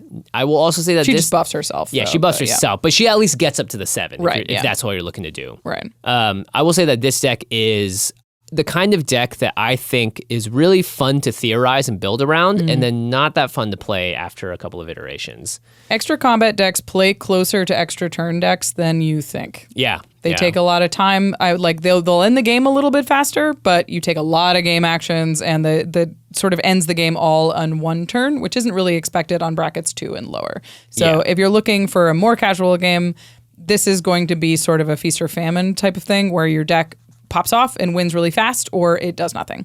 But or at the very least, it just has scary creatures in play, and that could be just fun for you regardless, right? Stompy, stompy, stompy. Yeah, if you just like stompy decks, this is nice in that world too. Speaking of stompy, there's another Tifa that we have to talk about. Yeah, it's Tifa Lockheart. This card is going to dominate Standard, I think. It is a menace. Yeah. It's a trample. It's a myriad. No, it's not myriad. We're going to make the same joke as many times as possible. Yes. Tifa's a monk now. 1/2 for 1 and a green with trample. And the landfall ability that says whenever a land you control enters, double Tifa Lockhart's power until end of turn. Have you ever tried to fold a piece of paper in half like 4 or 5 times? Eventually it gets really thick. Yeah, real thick. So does Tifa. So there's a lot of ways to make this deck crazy. This is one of the fastest decks I think you could build. It's a very fast Voltron deck. Bristly Bill was scary. Tifa is scarier, I think. Yeah, like I don't know if you've played against a Bristly Bill Voltron deck, but it gets a lot of lands into the battlefield fast. It can make a lot of creatures really big fast, and it will kill you with commander damage. This is faster because you don't have to pay mana to double it. And it has trample. So the thing about doubling is any little buff you can give Tifa at the beginning makes the doubling even better. Yeah. So she starts as a 1/2, but if you can get a counter on her, then you basically skipped a doubling step. Now she's a 2/2 automatically, goes straight to being a 4/4. If you get her up to a 4/4 immediately through equipment or something else, then she gets real big real fast. Then we're talking 8, 16. 16, yeah. So any little amounts of buffs that we can get on Tifa in the early game makes her even more explosive. Yeah. So this is definitely a land deck. This plays a lot of ways to get multiple lands into play on one turn. It's Entish Restoration that we talked about already, and Spring Bloom, Harrow. Druid, Harrow.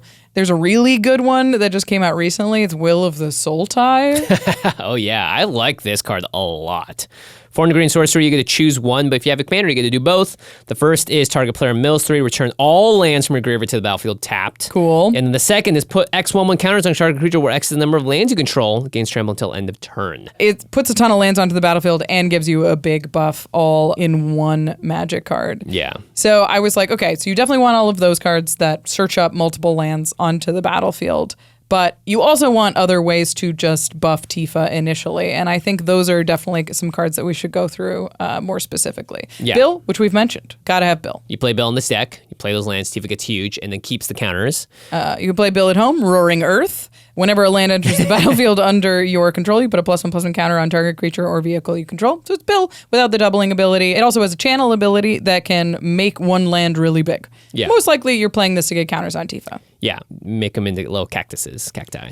Guardian Augmenter, 2 and a green, flash 2/2, commander creatures can go get +2/+2, and gives your commanders hexproof, which is really important in this deck. Yeah. You gotta play the cards that protect your commander in this deck for sure. On its own, it makes her a 3, which doubles to 6 right away for off your land drop. And then if you play one of the Harrow effects, 24. That's game over. That's lethal. So some of the other ones that I thought were very cute is there's 2 1-mana equipments that have landfall. Whenever a land enters, equipped creature gets +2/+2 until end of turn. And these abilities you can stack. So if you have like adventuring gear, for example, is 1-mana equipment with landfall and equip 1. So on turn 3, you could equip Tifa with this. Yep. Play a land. 3/4. She makes a 3/4 and it's doubled to a 6/6. If you have a fetch land, it gets doubled to a 12/12, and that's turn 3. Yeah. She's doubled to a 6/6. 3/3. So she's a 1/2. You play a land. You make the landfall ability trigger first, so she goes to 3/4, and then it's doubled by Tifa's ability, so it goes to 6. And then you crack the fetch. You do the buff up to 8. And then you do the double ability, so it's 16 on turn 3. Yeah, pretty good. And Skyclave Pickaxe does roughly the same thing, except for it auto-equips, and it's more expensive to actually equip. Yeah. And that's just like playing a fetch land. That's not including if you have a ramp spell, if you have a way to play an extra land drop like an exploration. Yeah. You can absolutely kill someone on turn 3 with a good hand. Yeah, sounds like fun. Whoa. Doesn't it? Whoa, wow. Fun deck for Umezawa's Jite. Yeah. It's a good one because it's a good way to buff her. It's a good, it gives you multiple bits of utility here. If you're like, the pickaxe doesn't do enough for me, I'm looking for something a little bit more versatile. Umezawa's Jite will do a similar approximation of and that again, your ability. commander has trample, so it will help quite a bit. And then there's also just pump spells, which seem good in this. It's nuts. Yeah, one of them is really funny. Primal Bellow, green for an instant. Creature gets +1/+1 until end turn for each forest you control. Which is hilarious. You're it in mono green. +5/5 +6/6. Double it It twice doubles with a fetch immediately. line. Crazy. Yeah. Pretty nuts. And then the protection ones, I think, are the ones that are really going to shine in this For deck. sure. So you go to try and attack them, they try and remove it in response. You cast Tyvar's Stand, giving it +X/+X, and hexproof and indestructible until end of turn. Or Overprotect, giving it +3/+3, trample, hexproof. It doesn't matter about the trample. And indestructible. Blossoming Defense, +2/+2, hexproof. That's really good. Yeah. That does a lot for you. I mean, Snakeskin Veil is the same kind of thing. Like any of those you that play all of the cards in this both deck, for protect sure. and buff is going to be exactly what you want in the Tifa deck because it's a real glass cannon. Obviously, Tifa's very important to you. You want to have the answer if people go to target it, remove her. Yeah. Because that's what we're doing here. We're punching and punching hard. Yeah, I think they could also build this as a really effective Infect deck. Oh, yeah. Because you can also play the Glistener Elves and stuff, and then all of these cards are also synergistic with that to try and get them to the 10 Infect. Yeah, spread out your threats a little bit. Yeah. All right. You can be that person. But who cares about Tifa Lockheart when you have the most powerful card in the set? It's got blue in it. It's got red in it. It's a Spellslinger deck. Who could have guessed that the Spellslinger How is there deck? a Stormy Spellslinger deck that is faster than Kuja? Yeah. Like, why is Kuja the bad one? Yeah, because this one costs 3 mana instead of 4. And just has insane abilities on it already. It's a 0/3. It's a Vivi Ornitier. Ornitier? I don't know. Ornitier. Ornitier? Vivi Ornithopter. Vivi. Because it has a 0 mana ability on it. Oh my god. It's a legendary creature wizard with a 0 mana ability. Don't tell me why.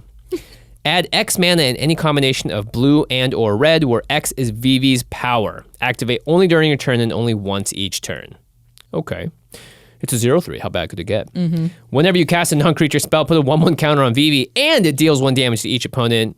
They could have struck any of the lines. They could have made this half the lines of text, and it would still be really powerful. Oh, let's make it bigger so it makes more manas, and it also should deal damage because that's what black mages do. Is they have this like deal damage ability to each opponent. Yeah. No, I'm aware. Yeah.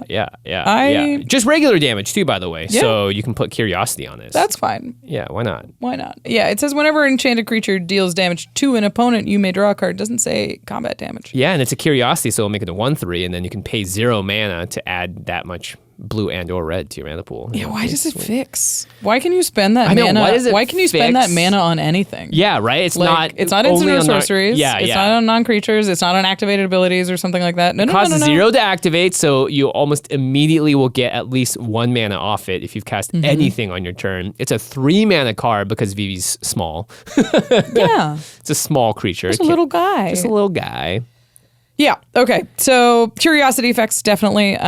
Anything that says whenever it deals damage to a player, you draw 3 cards because you're going to hit 3 opponents. So obviously that makes it much easier for you to storm off when every time you're casting a non-creature spell, you're drawing 3 cards.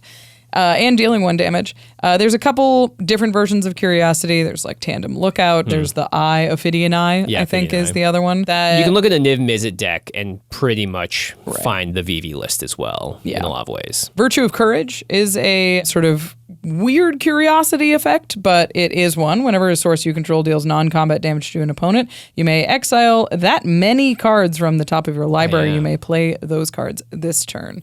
So it does the same thing, gives you 3 cards. They're just impulse draw, so you only get them until end of turn. Yeah, and then you can also cast it for 1 in a red just as a 2 mana, 2 damage removal spell, which will, again, pump VV. Yeah. Niv Visit Visionary, the new one from Foundations, 4 blue and a red, 5/5. You have no maximum hand size. Whenever a source you control deals non-combat damage to an opponent, you may draw that. No, you just draw that many cards. Yeah. So you could deck yourself. You definitely can. No may about it. So obviously you wanted a lot of cheap non-creature spells. This could be artifacts, this could be instants, this could be sorceries, this could be enchantments. All your cantrips, a lot of the cards that we talked about, Expedite and stuff with Kuja will work well here. Your Gitaxian Probe for just Phyrexian mana. Consider all of those cards worked very well in this deck.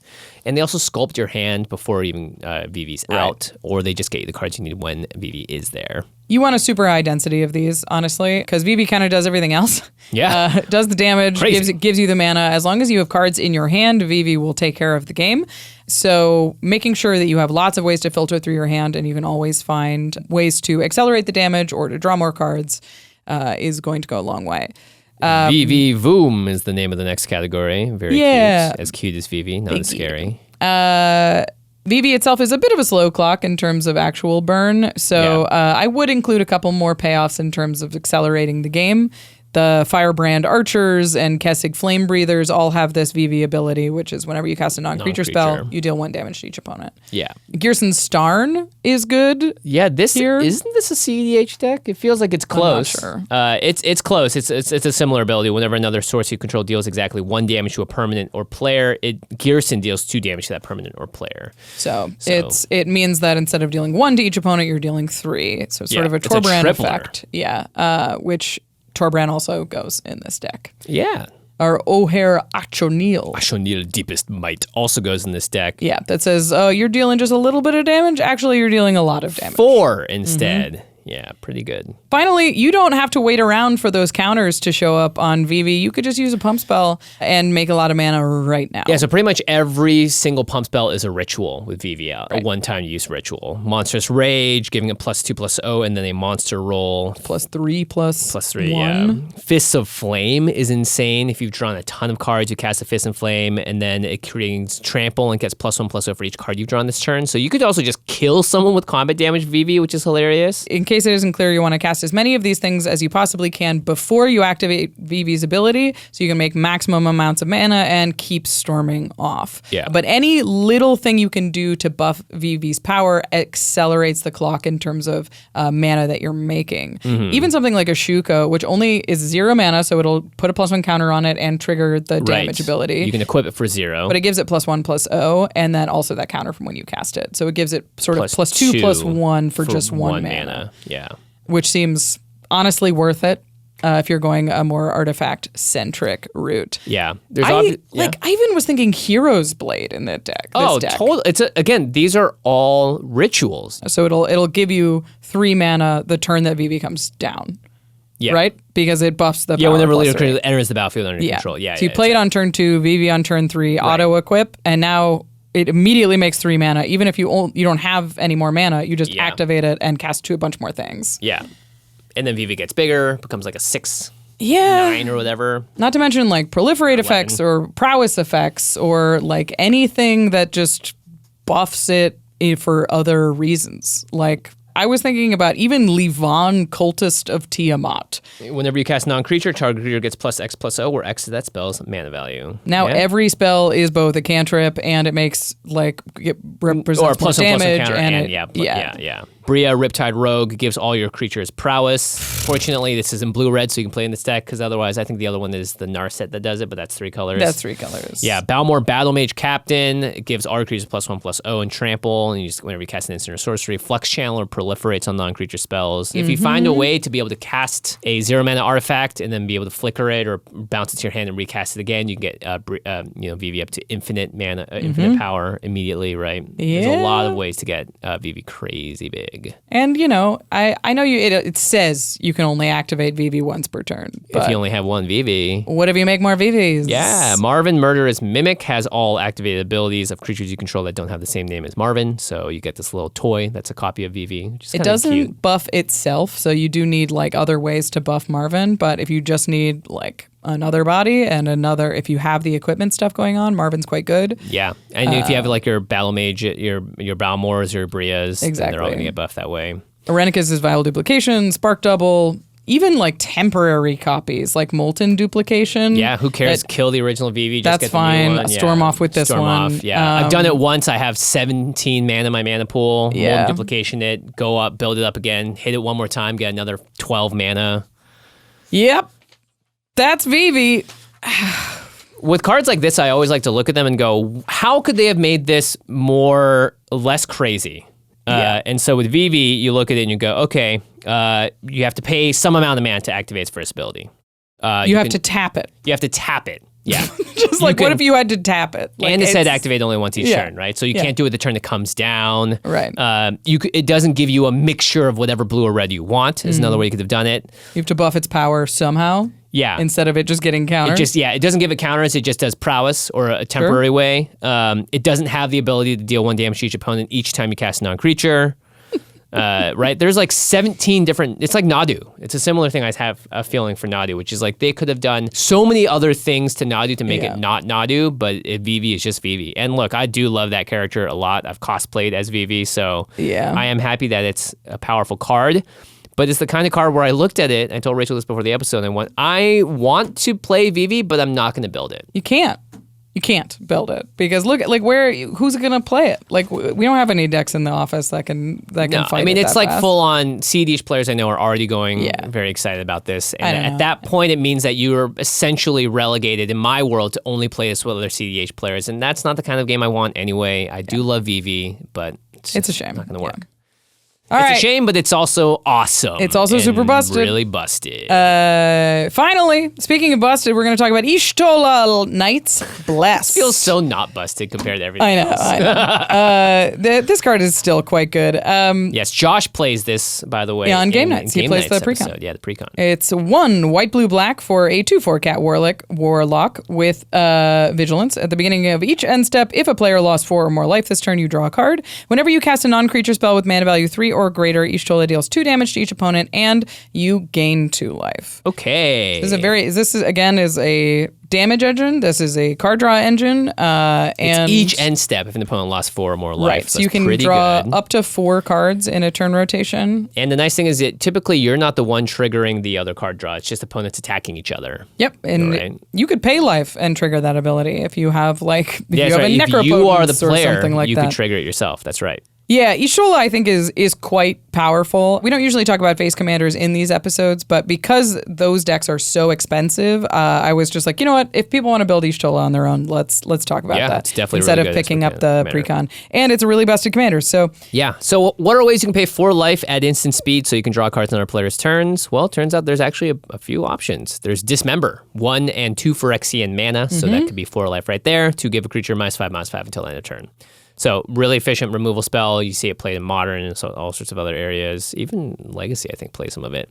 But Snuff you Out. will also lose 4 life with Snuff Out. If you control a swamp, you can pay 4 life rather than Snuff Out's mana cost to destroy a non-black creature. Can't be regenerated. Anguish Unmaking only has you pay 3 life, but if you have a fetch land or if you have some other way to pay life, you can get it to 4. Ah, very cool. Exile target non-land permanent for 1 white, black. This also triggers her ability, so it'll deal 2 damage to each opponent and you'll gain 2. Right, it's a non-creature spell with mana value 3 or greater. Same with Snuff Out. Same with Dismember, actually. Yeah. And same with Slaughter, which is a 2 black instant with buyback pay 4 life. What? Gross. Destroy target non-black creature. Can't be regenerated. Yeah. Toxic Deluge? What if Toxic Deluge also drew you a card? Yeah.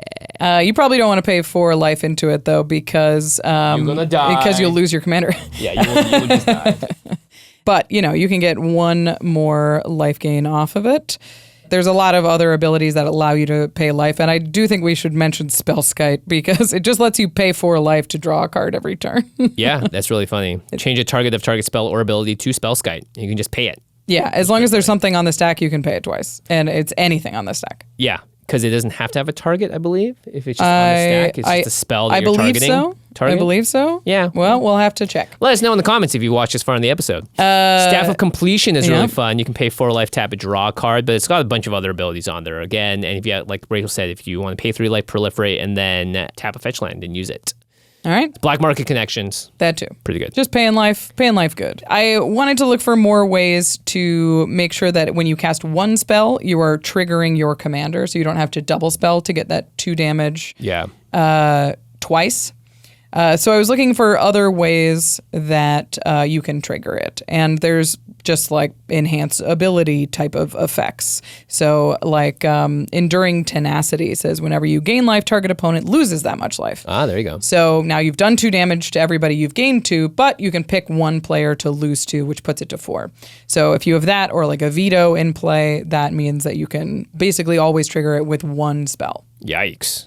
That's pretty good. You also have Roaming Throne, just to get 2 of your commander out, basically, and doubling it. Man, that's so good. Yeah. Spark Double, we've talked about. Irenicus Divine File Duplication. When you're in blue and you want more versions of your commander, you are Happy Camper. And then any spells that sort of incidentally burn your opponents is the other one I wanted to mention. So like Risky Shortcut says each of your opponents loses 2 life and you draw 2 cards. So now when you cast it, it's a 3 mana spell. You burn everybody and then they lose 2 life and you'll draw an additional card on your end step as long as your commander is in play. So there's a lot of black spells in particular that'll just drain your opponents of their life total too. Like Exsanguinate is easy. Yeah, that's also just a win con. It is just a win con. Will of the Obzon. Will has returned. Yeah, different Will this time. Friend of the Obzon. 3 in the black. Choose 1 if you control a commander. You can choose both. Any number of target opponents. Each sack a creature with the greatest power among creatures that player controls, and you lose 3 life. Mm-hmm. So that's could be 3 opponents losing 3 life, 9 total. And then return target creature card from your graveyard to the battlefield. Right. But when you cast that, you also trigger the ability, which will get them to 4. Yeah, exactly. Okay, so those are all the best spells, sort of, to get that damage to 4. There's also stuff that you can do because Y'shtola literally deals damage. Yeah. Curiosity effects, like we already mentioned, is a great way to put stuff in there. Ophidian Eye is particularly good because it's 3 mana and it has splash. In my Captain America deck, I play Sigil of Sleep because it's really funny. Yeah, whenever enchanted creature deals damage to a player, return target creature that player controls to its owner's hand. So now every time you cast a 3 mana spell, you return 3 creatures to your opponent's hands? Yeah. Rude. You can also infect them out thanks to Grafted Exoskeleton, Phyresis. That's kind of funny. You can do it pretty quickly if you're able to chain a bunch of spells together. And it does feel like more of a control deck, and it will need some win cons, and that could be it. Steel of the Godhead will protect your Y'shtola, but will also give her lifelink, which seems pretty good, because now whenever you're dealing that damage, you're gaining 8. Yikes. That's lots. That's a lot. So those are sort of the typical ways that you build Y'shtola. This is a more controlling deck. You're sitting back, you're using removal, you're trying to control how the game plays out while just sort of sitting back and drawing cards and gaining life and draining the table incidentally. We love it. But I do think that there's kind of a cool goad build as well. Oh yeah, what goad? That's interesting. Right? Because you can, like, if you have your opponents attack each other, then hypothetically they're losing enough life for you to draw cards. So I think there's like a pretty neat goad-focused build with Y'shtola that uses like impetuses. Yeah, that's kind of funny. Because you want them to deal combat damage and be drawing off it. And it buffs their power, so in case they have a little creature, they could hit for 4. I think that's kind of a neat way to build Y'shtola if you're looking for something a little bit more off axis. Yeah, Y'shtola to me feels like a pretty just like strong Esper control commander. I agree. So I think that's like probably where I would take it. Should I build Y'shtola? Mm-hmm. Not my speed though. Alrighty, that's it. Can you believe it? That's all we're going to talk about. The episode's already over.